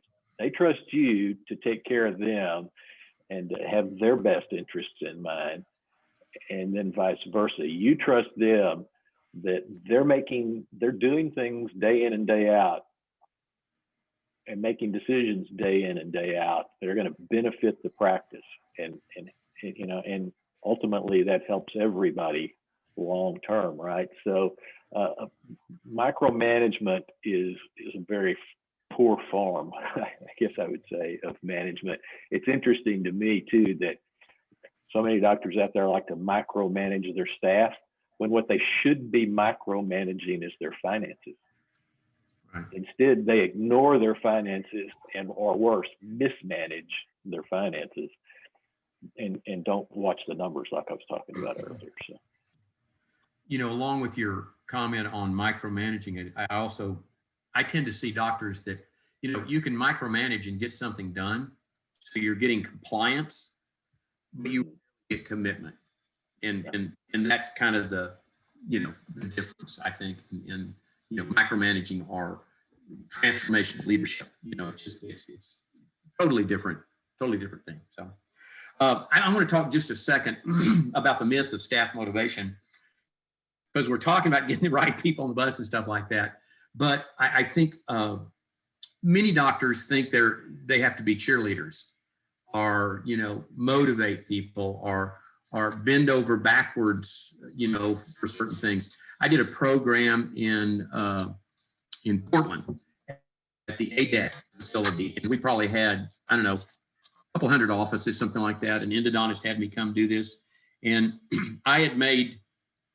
we probably dripped on them 10 times before the first deal. It was going to be a 5-program, 4-hour deal once a month for the next 5 months. Okay. And I didn't charge them anything to do it. I I wanted to give this information to them, but I had some requirements. And one was that they brought their staff. Okay. And again, I know it's a Saturday and you don't have your staff here, so I'm not picking on you guys. Okay. But I think it's a mistake sometimes for people to think that you can take an idea and just take it back to the staff, and they're getting it second or third party here. So what I did is I told them they had to bring their staff. So I get up, start speaking, and I look around, and there's not that many staff. There's only about, there's 150, 200 offices, but there's only 150, 200 people there, okay, or whatever it was. And so I just turned to one of the doctors and I said, doctor, so do you work by yourself or work for like somebody else and you're here? Oh no, I have my own office. And I said, well, why didn't you bring your staff? Did you didn't think this would be worthwhile going to? Oh no, I couldn't talk them into doing it. Okay, it's like they didn't want to come. Oh my gosh. Okay, when we talk about motivating staff, you cannot motivate staff. I'm sorry, it's like herding cats. Okay, Vince Lombardi said it. He'd won the Super Bowl. Okay, and he was this little guy with looked like space between his teeth and pretty gruff looking. Always wore that hat, and he's standing at the podium and answering questions from all the NBC, CBS. They're shouting questions at him. And then somebody in the very, very back of the crowd, and there must have been 40 or 50 reporters there, flash bulbs flashing, and just won the Super Bowl for the second time, whatever. And back in there, you heard somebody ask, hey, coach, how do you motivate your players? And he just stopped and he said, who said that? Hey, who said that? In the back, this guy kind of, tentatively raises his hand. He said, I did, sir. What did you say? He said, how do you motivate your staff? And he takes his hat off. I've never seen him take his hat off. He puts it on the podium and he goes, my job is not to motivate my players. My job is to keep 11 motivated players on the field. You got that? And he walked out. Like 3 questions in after winning a Super Bowl, it ticked him off so bad that someone would think that he would have to motivate a bunch of 300-pound dummies, okay, or something like that, okay? He said, no, I find players that are self-motivated, and I give them the play and they act on it, okay? So your job is not motivating your staff. Now, you can incentivize them and money is not a motivator. It's an incentive, but even that wanes because it's like taking a drug that you always need a little bit more to get the same high. So I wrote down some things here that kind of deal with improving the team, and I want to comment on them. They're going to sound kind of common sense here just a little bit, but I still see doctors making this mistake of, not hiring well, not onboarding at all. They just throw them in there, putting them in the wrong location. So again, you've got to understand that you're never going to go any further in your dental practice with your vision, with your culture, with anything than the one person with the lowest commitment to that vision or that culture. You can't keep a mediocre person. Now, you establish a profit sharing deal for your staff in the form of bonus, but it's really profit sharing, and it's working well. And you've onboarded people, and you have great job descriptions, an incredible policy manual, and you have a team. They are committed to your vision. They will not tolerate a mediocre person. Like John said, best producing hygienist, but a pot stirring, just not good. Just felt like you had to wash your hands after talking to her, or she just always stirred up stuff and it was always drama. Okay, she's a drama queen. Okay, staff in an office like a super general dental practice will not keep or allow you to keep this weakest link because they're sharing in a bonus they did not earn, and they only want people. It's like going into war with 6 guys that are going to be your team. You need to know that that 6th person is watching your 6 o'clock, okay? And you don't have to worry about it. In the book, Good to Great, that John was using, I'll paraphrase it, but again, when he wrote this book, Jim Collins, when he wrote this book, he said that the biggest reason that all of these really good companies never become great is because they were good. And he kind of defined good as they're comfortable, they're doing a good job, they're making a profit, but they're not at that level of great. And so I see a lot of good practices that aren't great. And, we're looking, doctors themselves came from a pedigree of making the best grades, being the top people in their class just to get into dental school. And then you get out and 90% of the practices make no profit. Most of them are just average practices. I don't know when just being okay was okay, when average was a destination. And so, if you want to do well in 2021, I can't think of one patient or one town where they need another average dentist. They don't need another average you. They need the best you, okay? And so great employees, it's a partnership. And it's, Max has said it, John has said it, Judy said it. It's purpose-driven, that's the why. It's doctor-led, and you can't abdicate leadership. You can delegate jobs, but you can't abdicate the leadership. And you've got to model everything that you want with your staff. You can't say one thing and do another. There can't be this rhetoric reality gap where what you say isn't what you do, okay? And I see that all the time, a rhetoric reality gap there, okay? So it's that staff-owned practice where you communicate at a high level, you share decisions, they understand the business of dentistry, okay? So we said it before, you need to be slow to hire and quick to free up their future. I didn't say fire, but again, this slow to hire is a process of always looking to improve the team. And I never thought about it until John said that a minute ago, because I always was looking for it. We had an employee at the front desk, Pam. She would drive some of the other people at the front desk a little crazy because she could talk up a storm with the patients. All the patients loved her. She did a really good job. She was as good as anybody at the front desk, probably better. And she had been an assistant too. And she'd come back and temp as an assistant with us. And she was as good an assistant as I've ever had. She always got everything out right. The patients loved her. She was always proactive about everything. She was a problem solver, self-motivated, but I couldn't get her to work full time.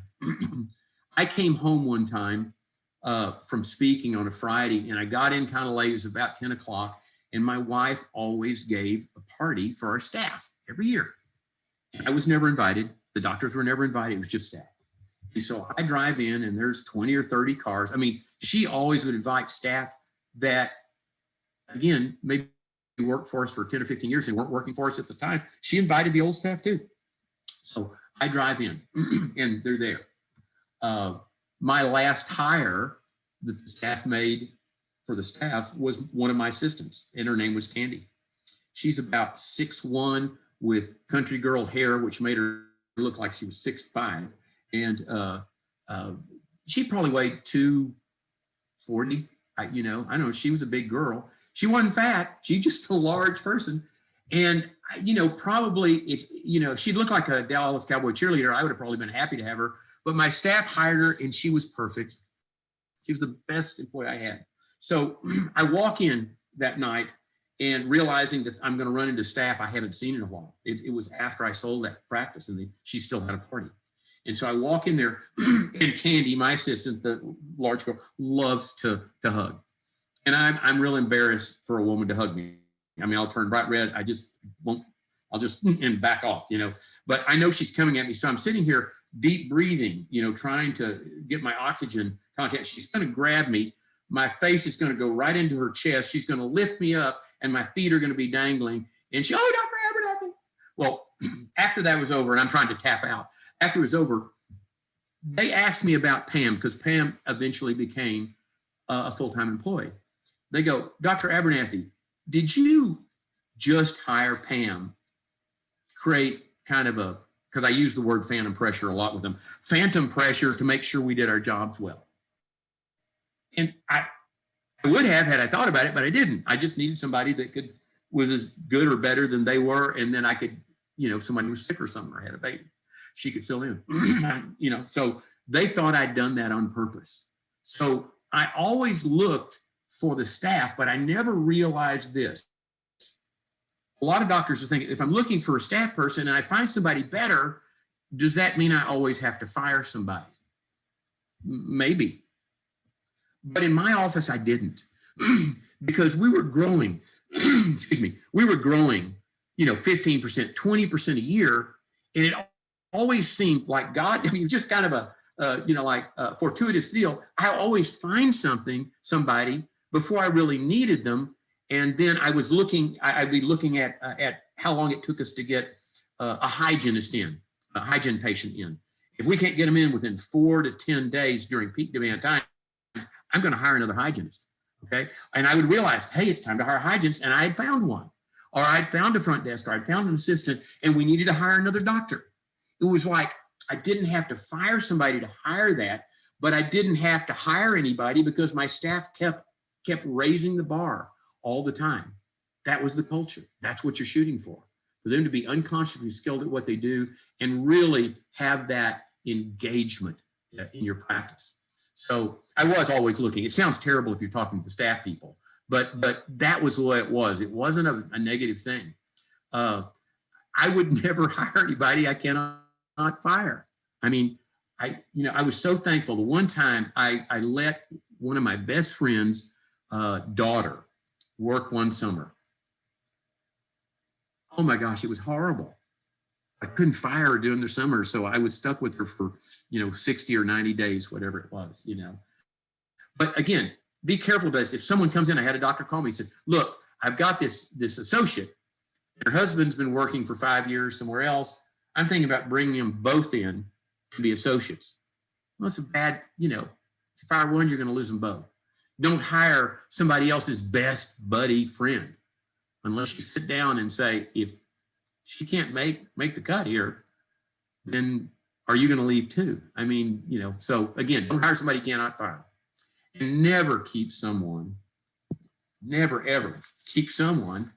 that you cannot, that makes your life miserable, that you can't fire, that just, I've done that. In being non-assertive, I've kept people that made my life miserable. In fact, I tried to fire my assistant 3 times, and then I finally just sold the practice, the only way I could get rid of her. So again, don't put yourself in that position. That's so funny. I had a client, Mike, a few years back, and he told me, he said, I take my blood pressure every morning.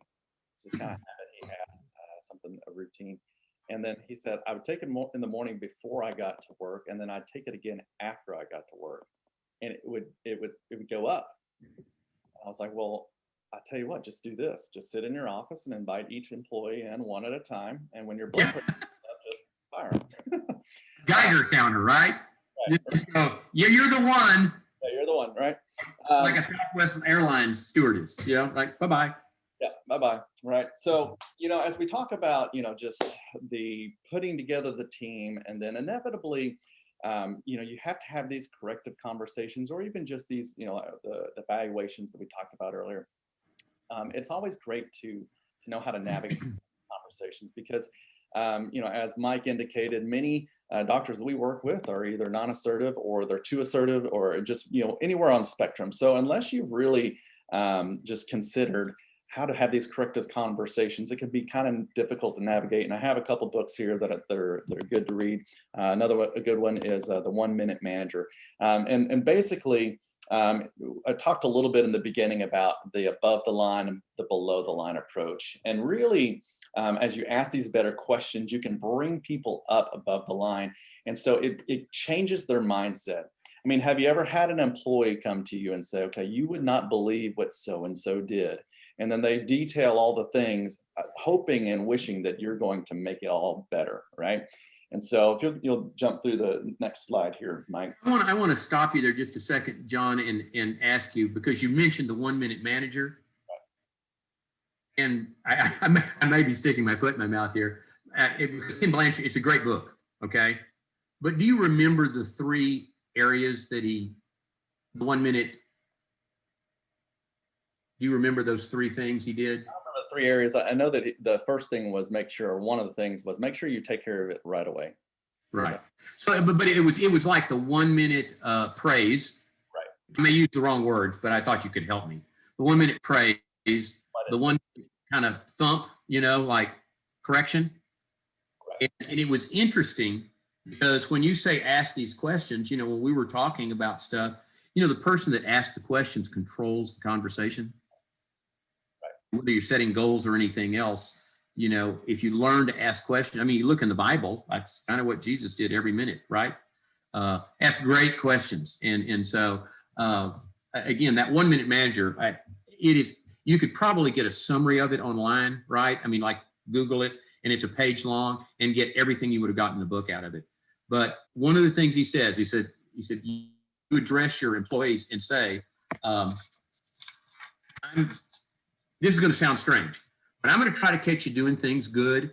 And so, so I'm just going to be more aware and engaged and try to give you feedback. And so if I come up to you and tell you something really good you did, I just didn't want you to be like, he's getting really weird about this. Okay. So read that book. It's really good. And I don't think we could overemphasize enough, the skill of asking questions. So. Right. And the skill of getting feedback, right? As we indicated earlier, if you wait for 90 days to give somebody feedback, well, you may have this mound of negative thoughts because of all the things that have happened, right? And so it's really about getting to it before it gets bigger, right? And so right. What's happening is that we are, or our team is, or we're all just kind of swimming in this drama triangle, which is kind of it's below the line. Everybody loves a good drama and that kind of thing, but sometimes we're asking ourselves, why is this happening to me? Right? We're that victim that's in the triangle going, why does my staff always do this to me?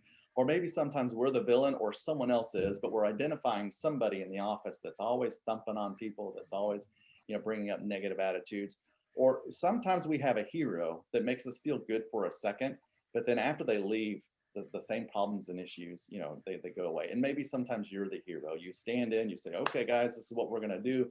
And then all of a sudden you notice in the coming days that you have the same issues, the same drama and that kind of thing. And so I want to give you some questions that you can ask. And, all of these questions for sure are in that 15 Commitments book. There's a lot of great questions in the coaching habit that you can really utilize to give ownership to others. But just like Mike said, if you're not asking the right questions, sometimes the conversation goes in a direction you don't want to go. It brings out, things that we don't really need to tackle, right? So first questions to ask yourself, if you're coming up like with people or situations that happen often in your office, is okay, what's happening here? Okay. So for example, let's just say that, your hygienist is never bringing the patient up to the front like you agreed upon. She's never walking them to the front. She's not doing her handoff at the front, right? So you're asking yourself, okay, what's happening here? Well, she's not doing that, right? Well, what did you want to happen? Well, what I wanted to happen was that she would bring them up to the front. She would do a proper handoff to the front desk, that it would look like, hey, this is what we did with Mrs. Jones today. This is what's next. This is how much time doctor needs, and this is how soon he wants her back, right? And so then the question is, okay, well, what's missing here? All right, because we can look at all of the things that she did or didn't do, but what's missing here is that she's not inspiring the patient at the end. She's not helping the front desk to be able to have case acceptance with this patient because she's not taking that step, okay? And so this last question really is the key to all of these questions. That's what's next. I think a lot of us want to go back and have a better past, or we want our employees to go back and fix something that they've already done, right?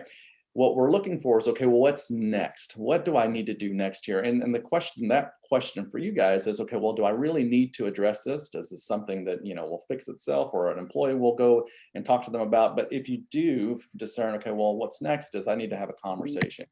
Okay, here are some ways that you can come about this. And you can go to that next slide, without becoming accusatory, okay? Just like Mike said, you want to catch your employees doing as many good things if not more than things that they're doing wrong. And I think, Mike, I think you said this once, you put like 7 coins or 7 marbles in your left. I put marbles in my pocket, and every time I said something nice to somebody, I moved it to the other pocket.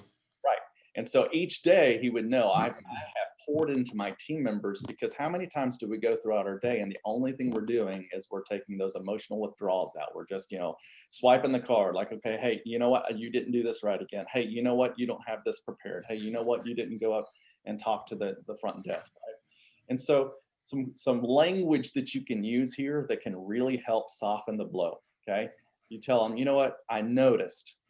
All right. Not just wagging your finger, but hey, I noticed that when Mrs. Jones walked out to the front, that she walked out alone. Okay. Tell me about that. All right. And I put on here, I'm curious, what happened there that made her do that? Okay. And so you get to that what happened question. Well, you know what? I actually had to clean my room because I was running behind from the last patient. So I asked her to just go to the front and they would take care of her up there. Right. Okay. And you could ask her, okay, well, what did you want to happen at the front? Well, I wanted her to go up there and tell them that I needed, a DO on number 17 and then a crown on number 23, which they're never going to do, right? They're never going to remember that and tell people at the front desk, right? But okay, well, what's missing? How did this happen? Well, I actually got started late because I arrived a little late this morning. And so I was 5 minutes behind already. I didn't get, done at the time that I was hoping to. And so I had to send her up there by herself because I had to clean the room so I could get to my next patient. Okay. And so then the question is for her, what's next? All right. And this is where I think you're really letting her take ownership, or him take ownership of what the next step is. Because how many times do you walk into a conversation like that and you feel like, I have to figure it out for them? I have to figure out, okay, their time management, or I've got to make the way so that they will actually improve their performance. Okay. But instead, if we let them take ownership, and this is how again, like you have a good employee, because as Judy mentioned earlier, when you ask that question of what's next, right? If it all of a sudden revolves around, well, so-and-so didn't do this and so-and-so didn't do that, and you didn't do this and you didn't do that, okay? Then you've got somebody who's not really willing to make the right steps to improve in the office. Now, with some exception, we need to take personal responsibility, right? If you're supposed to be checking hygiene, but instead it's more important to check the scores, okay? Or to sit down and tool around on the internet for a little bit, okay? Then let's take responsibility for that. But if everyone is acting in a responsible manner and they're just pointing fingers, this might not be the right person for your practice, right? So the next step should be, okay, well, actually, what I could do is I could call a sitter in the morning and I could actually get to work on time, or I could take them a little bit, or just let them come up with that answer, right? And then another thing is avoiding why questions can really keep you out of the doghouse.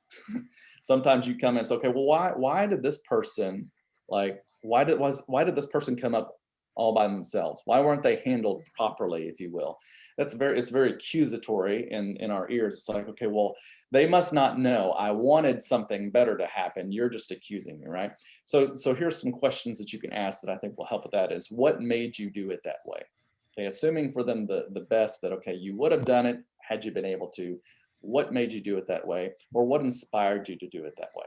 Okay, because what we're getting at is, okay, well, what is the behaviors that they're exhibiting and what is the reason behind them? Because if we can address those things, that's actually more powerful than addressing the behavior that they're doing wrong. For example, you can't just say to somebody sometimes, okay, you need to be up there every single time, without addressing the fact that, oh, well, it's also important for you to be on time. Okay, so it's getting back to okay, well, what is the purpose? Why is this happening? And then of course, the phrase, tell me more about that. Somebody said, recently in one of the books that I read or podcasts I was on, if you don't know the right question to ask, you don't know enough. So if they're telling you, okay, well, here's all the reasons. Okay, well, tell me more about that. Okay, and discover this. This conversation can take a little while. All right. This is not exactly the 1 minute conversation of, okay, well, here, I'm going to praise you. I'm going to tell you what you've done wrong. We'll never, ever have to talk about this again. And I'm sure that you're going to do it right from here on out, right? This may take a little bit longer, but at the end, what you should come to is an agreement of, okay, this is what we're going to do next. But staying curious is one of the most important things that you can do, and you can ask for permission. You know, we talk about a permission statement with our patients about, you know, hey, you know, it's my job to give you the best dentistry I can provide you. It's your job to decide how much, some, all, or none of it. Is that okay, right? But you're asking for permission for your employees. Hey, would you be open to some ideas of how you could stay on time better? Okay. Then you're asking them, and you're not just giving unsolicited advice. Okay. Or, you know, asking the question, would you like to know how I would do it or how I've seen it work best? Okay. But when you're using these questions, you really do bring them to an openness of that correction. And so when you do give them that, they're more likely to receive it than to go gripe about it later on in the break room. So, hey, John, you know, one of the things that I did, I was taught this by a friend of my dad's who was president of Cabell's, which was a ice cream company back in the day. But if I had to talk to a staff member about something kind of serious, I mean, like noteworthy on their human resource file, something like that, I always close the conversation after their explanation. I mean, if they said, because I didn't want to do it, then I'm going to let them go. Okay. But I mean, if they had an excuse and I told them, I said, well, you know, this happened and that really made me feel bad. Can you help me understand what went on, you know? And they tell you, and you come to an agreement with them that, okay, yeah, maybe that I shouldn't have done that. I said, and they won't do it again. I always close with this, and because I didn't want to do it again, right? I'm the non-assertive guy. I would always say, especially if I was going to put a note in their HR file, I have written, while they're talking, I actually made notes and looked them straight in the face and then made a little note because they can see me writing it down. And I close with this. I said, you know, Julie, in the unlikely event this ever happens again, what do you think I should do about it? Okay, because she's going to, in a way, you were talking about permission statements, the reason I thought about this. She's going to give me permission because I'm not going to talk again until she says free up my future. Okay. And then she's giving me permission that if she were ever to do this particular thing, and it was a bad thing, it wasn't something little. Okay. It was a bad thing. You know, she's giving me permission and it worked out really, really well. So that's maybe that'll help people. I think anytime you go to a seminar, you know, on this, it talked about giving you 21 actionable items. I think probably just in what John said, there was probably 40, okay? But I don't want you to miss the actionable items, so you need to make notes. And then before I flip this slide, Max, you're gonna talk about bonuses and stuff like that, but when we set this up, we kind of looked at how much time we'd spend with it, but I'm getting a feeling from what everybody said, and I'm wondering if you could take a little bit more time in going through this conversation about no more pay raises a little bit. I mean, don't feel rushed to go through this. I want to kind of delve down into this and get some feedback from Judy and John too on it. Okay. Okay. Before I do that, when you started this last little bit that you said there, what I thought you were about to talk about was when you went to that class or seminar, whatever it was, the guy on said, time management. No, he said, write you know, if you see an employee doing something that bothers you, but you're really busy, just write it down on a notepad on your desk, you know, and then when it's a better, yeah, it is time management. When you get 2 or 3 things written, tell them that, and then I'll go ahead. Yeah, no, I went to this deal and I was a young doctor and I was looking for ways to do it. He said, so just take a note paper and divide it into the number of squares that you have staff and put their names on each square. And then don't waste your time just, you know, telling them that, hey, you haven't been taking out the trash, take the trash out of your room. You know, when you get to 2 or 3, then you address them. And so you save time and you can address 3 things at one time. Now, for non-assertive, that wasn't a good advice, but I did it exactly as he told me to do. So I did it, and I had a little mat, a leather mat that sat, you know, kind of a writing surface on my desk. We just had cubicles, and people were always dropping things off at the desk and stuff like that. So I did it, and I'd shove it under there so nobody would see it. And then I'd get to 3. I remember the first time I came to, it was Sandy actually, one of my hygienists. And, you know, she'd showed up late, she wasn't dumping her trash, and she didn't suck the vacuum line stuff through there. Something just needed to do, okay? And I said, I need to talk to her about that. And I looked at it and went, you know, she hasn't been coming late, and she's been taking her trash out and stuff. Oh, okay, well, I don't need to really talk about that. So this went on for 6 months. I never talked to anybody. And what I finally realized was someone saw the corner of that paper and started looking at it. So for all you non-assertive doctors, do that and make it where people can actually, you know, like steal a glance, and you never have to confront anybody. So that's what you know Max was talking about. Yeah, I always loved that story, and you know, and it you know, it's a true story, and it actually worked. So yeah, it's interesting. So all right, no more pay raises. That's kind of a clickbait kind of a title, right? But it is the conversation that all dentists fear having with their staff. And maybe fear, maybe you might think that's too strong a word, but you know, for me, that's evidenced by the fact that it's just avoided like it's the worst thing in the world. You know, there's no system in about 99% of the dental practices in the country. There's no system for some kind of a periodic evaluation or review, performance review of the employees. And all employees crave that kind of feedback. I think it was Judy that said it earlier. If you're not giving your employees any kind of feedback like that, they assume that you believe they're doing a great job. Why would they believe anything else? Okay. And so here's a person that thinks you believe they're doing a great job. They, of course, think they're doing a great job. And it's been a year, and it's been 2 years, and it's been 3 years. You know, many offices I see it going 4 or 5 years, even longer. There's been no discussions about pay raises. If you have a good employee, not to mention a great employee, and they have to come to you asking for a pay raise, that's a problem, you know.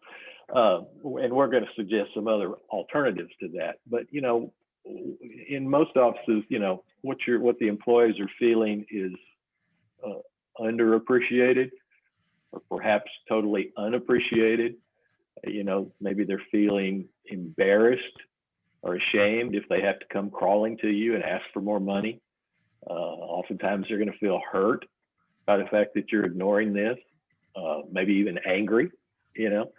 And sometimes you'll find that they just resign, and they'll never give you the real reason, but that's generally going to be a big piece of it, is because of that, you know, because you never give them any feedback about their job and about how they're doing their job. And many times that fact that they're resigning, I'm convinced it's because human nature being what human nature is, they're going to go home and they're going to talk about the practice and the boss to their significant other. And pretty soon the significant other is going to get tired of hearing all the complaints, and they're just going to start saying, well, why don't you quit? Why don't you find another job? You know, and many times that's exactly what happens. You know, they'll feel that, not even phantom pressure, as Mike mentioned earlier, they'll feel extreme, real frustration and pressure from their significant other, and they'll quit because of that. So again, don't be afraid of this. If you know that tool that Judy used for the 30, 60, 90-day review, we've got something very similar for an annual review. Now, I would be quick to say that you should probably not have the salary discussion at the same time you have the performance discussion. You should have the performance discussion, tell them what they're doing well, tell them where they need improvement, agree on that, how you're going to help them, et cetera, et cetera, et cetera. And then let some time go by and you sit down with them again. And if they've made efforts and made those improvements that you ask them to make and that they agreed to make, then it's probably time to consider talking to them about a pay raise. Okay. And before we get into talking about bonuses, you know, you can't get away from the fact that you have to pay a fair and competitive wage. Maybe you've got this absolutely outstanding bonus system where you're paying them hundreds, thousands of dollars a month, but that's not really their pay. I mean, in a way it is, and in a way it isn't. If they go to, you know, they go to Best Buy to buy a $4,000 big TV home theater system, and they sit down to fill out the finance paperwork, and the person says, "How much do you make?" You know, they're going to have to say $10 an hour because that's their salary, and they may or may not qualify. If they're with friends, relatives, loved ones, whatever, and the money situation or the pay situation comes up, and they have to say they're making $10 an hour, you know, that sounds pretty low, probably for most people. So that's going to be a cause of embarrassment for them. You know, if they're at a CE event with their peers and they're going to hear their peers talking about making $20 an hour or $25 an hour or whatever it is, and they're making 10 or 12, that's going to create some problems for you. So, it would make it hard to hire too. You know, I would say probably now, I'd be pretty confident in saying most people that you go to hire, especially if they're probably under 50 even at this point, they're going to know what the competitive wage for that position is in your area, because it's so simple just to go online and find it at a place like Indeed.com or Salary.com. If you go in and put in a dental assistant and your zip code, it'll come up and tell you what's high, what's low, what's median. And, you know, if you're not in that ballpark when you're trying to hire people, it's going to be extremely difficult to persuade someone to come to work for you at a third that much or half that much or even 20% less than that amount, right? Even though you know that if you have a good bonus system, you're going to pay them more than that overall, it's still almost impossible to hire them for less than that competitive wage in your area, because they're not convinced yet that the bonus is real, right? They haven't worked there.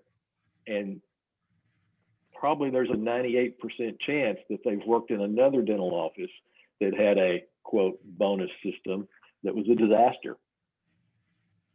And what do I mean by disaster? You know, poorly designed, not simple, not easily understood, so convex and convoluted and confusing that nobody understands it at all. I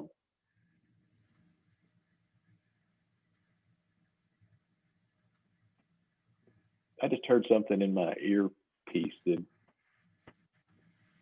it still working? I can hear you fine, Max. Okay. Anyway, you know, in many cases in these bonus systems in offices, the doctor manipulates it from month to month. You know, so it's viewed as a moving target, and you know, most times I see a lot of them that they're not equally distributed. You know, some people, the doctor will play favorites, and some people will get more than another person. Or like somebody said earlier, you know, it takes way too long to get somebody involved in the bonus system, so it's not helping to inspire them. And so those are all things that, you know, see through the years that typically cause bonus systems to fail. And I think Mike said it earlier, you know, the best kind of a bonus plan is actually probably, that's a misnomer for it. You should actually view it as a profit sharing plan, where if in order for the staff to benefit, the doctor has to benefit, right? And if the doctor benefits, then the staff should also benefit. So as the practice does better, everybody does better. If the practice does better and only the doctor benefits, the staff is going to resent it, right? If the practice does better and only the staff benefits, the doctor is going to resent it. and you know, under that, you never really get to, what's typically described as a win-win scenario, where the doctor slash owner is winning because he or she is continuing to grow salary-wise, profit-wise, personal finances-wise, and the staff is benefiting. So if until you reach that point where both the staff and the doctor are benefiting, you've still got a ways to go to get to the right kind of profit sharing system. The other thing that it kind of is going to force you to do, if you just think about it logically, if you're going to have a profit sharing system, you better know what the profit is, right? I mean, that sounds pretty simple, but it's really true. It's going to force you to look at these expense numbers every month. Hopefully you'll see the wisdom of looking at them the way Mike was describing earlier, but it's going to force you to look at those and know them. And even past that, we recommend that those numbers even be shared with the staff. There's nothing wrong with saying, okay, the staff compensation needs to be 25%. Last month it was 35%. And I'm not saying that means you fire everybody. What it means is that everybody has to work together to get those numbers up. Because if production and collection numbers go up and you spend the same amount on staff salaries, the percentage number will go down. It's just basic math. So if they want to keep their jobs, if they want to keep getting paid, they should be willing to help you grow the practice in order to make those percentages come into line. But if they don't know what the numbers are, then they can't have any impact on helping you improve the numbers, right? So that's important.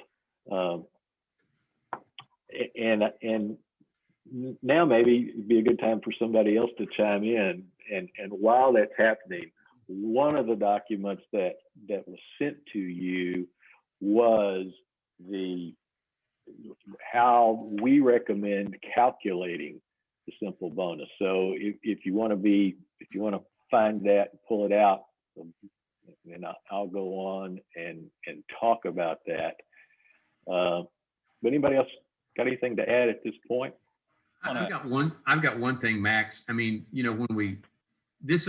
bonuses always sound like, well, one, it's kind of I don't know, a word spannered around a lot of times. Again, bonus could mean a million different things, and we're being very specific about this. But the whole idea about this is for you to continue to pay your staff higher and higher dollar amounts while lowering the percentage you spend on compensation. Okay? That formula of paying them more dollars, but yet lowering the percentage, like going from 32% in paying staff down to 27, can be done, and they make more money, but the formula has to include increased productivity per employee. And so again, when the staff understands that you're not trying to not pay them well, but it does have to fit a business, protocol. And in this case, we're trying to pay them more and more money while lowering the actual percentage that we dedicate to staff salaries. So, yeah, I just want to add to that too, that if the bonus is working well, one of two things should happen. I find that a lot of practices are not only overstaffed because of the benchmark, but just because of the nature of, if something's not getting done, we need to hire somebody else. Okay. And I'll just give you two examples of practices that I work with. And this is not uncommon, but I've got a practice that's doing a little over $100,000, probably, well, actually $200,000 now. So about 210, 215. And with 4 people, they cannot collect all the money at the front desk. Okay. And they're not yet experiencing that bonus. They're not getting it. In fact, just because of the numbers, it's going to take a little while, unfortunately, for them to get that. In contrast, I have another practice that's doing over 300,000, and they have 2 people at the front desk. Okay, and they're getting all of the money, right? And so some, for the example that Max said earlier about having a 35% overhead, you want to be able to keep people and be able to inspire them towards something more. But there's kind of this both and. Some people, in fact, the people that will help you to achieve that bonus, they're actually going to start understanding that, hey, I don't need more people to do more here. I just need to be a little bit more productive, spend a little bit more time. So there is kind of a dance with that. But I would suggest that probably there's more that could be done with less people than having that mentality all the time that, oh, I have to hire somebody else because something in my office isn't getting done.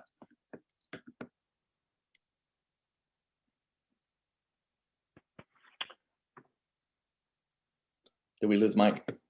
I think we did. I don't know if his internet connection died, which would be unfortunate. So can you put the presentation up on the screen? Bring it up for us. I'm going to mute myself for a second here because he's calling me. Sounds good. All right. So I'm going to share my screen.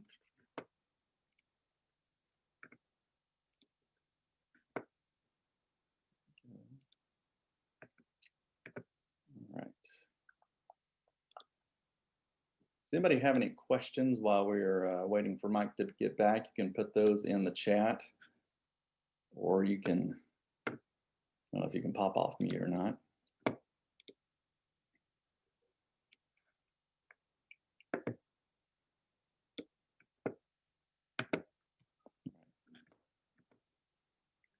You see the screen, Mom? Yep, good, awesome.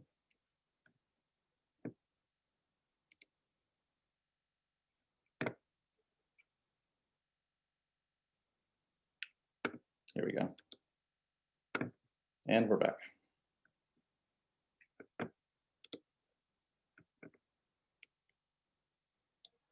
All right, let me see if I can get you off mute, Mike. There we go.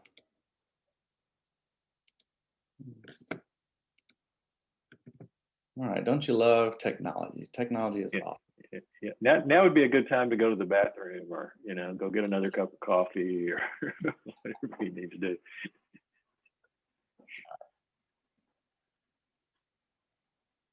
I admitted him back in. I don't know why he's not showing up here. He's here. He might be connecting.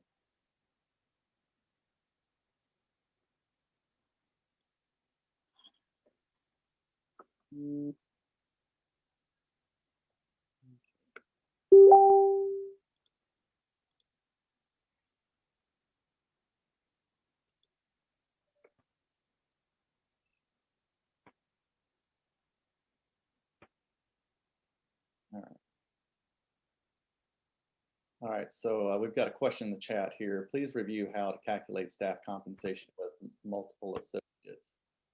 Do you remove owner's salary only? Do you want to tackle that, Max?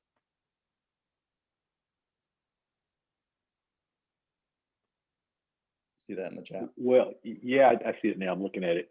How to calculate staff compensation with multiple associates. An associate is an employee, right? Just like a dental assistant is an employee, just like a hygienist is an employee. That's just part of your staff cost. There's no difference. There's no different method of calculating. I'm assuming the question means, are you still shooting for that 25% for total staff compensation? So if that's the question, then the answer is yes, you are. We in fact recommend that you pay associates 25%, because you pay them more than 25% and you include them in staff salary, there's no way you ever achieve a 25% staff salary. It mathematically, it won't work. Yeah, and then of course the immediate response that I get to that, well, I can't hire anybody for 25% because they all their friends and buddies and everything are getting 30 and 35% and all that. And Yeah, that's true. But if you've got it designed correctly, and if you've got the right person, I guarantee you that an associate getting 25% in max practice was making way more than a typical associate in a typical practice getting paid 35 or 40%. Right? Because that associate had equal access to everything. It had equal access to new patients. It had equal access to trained staff. Big mistake in practice is a practice will bring in an associate and then bring in a brand new assistant to work with the brand new associate. And neither one of them know anything about the practice or anything is, any of the systems of the practice,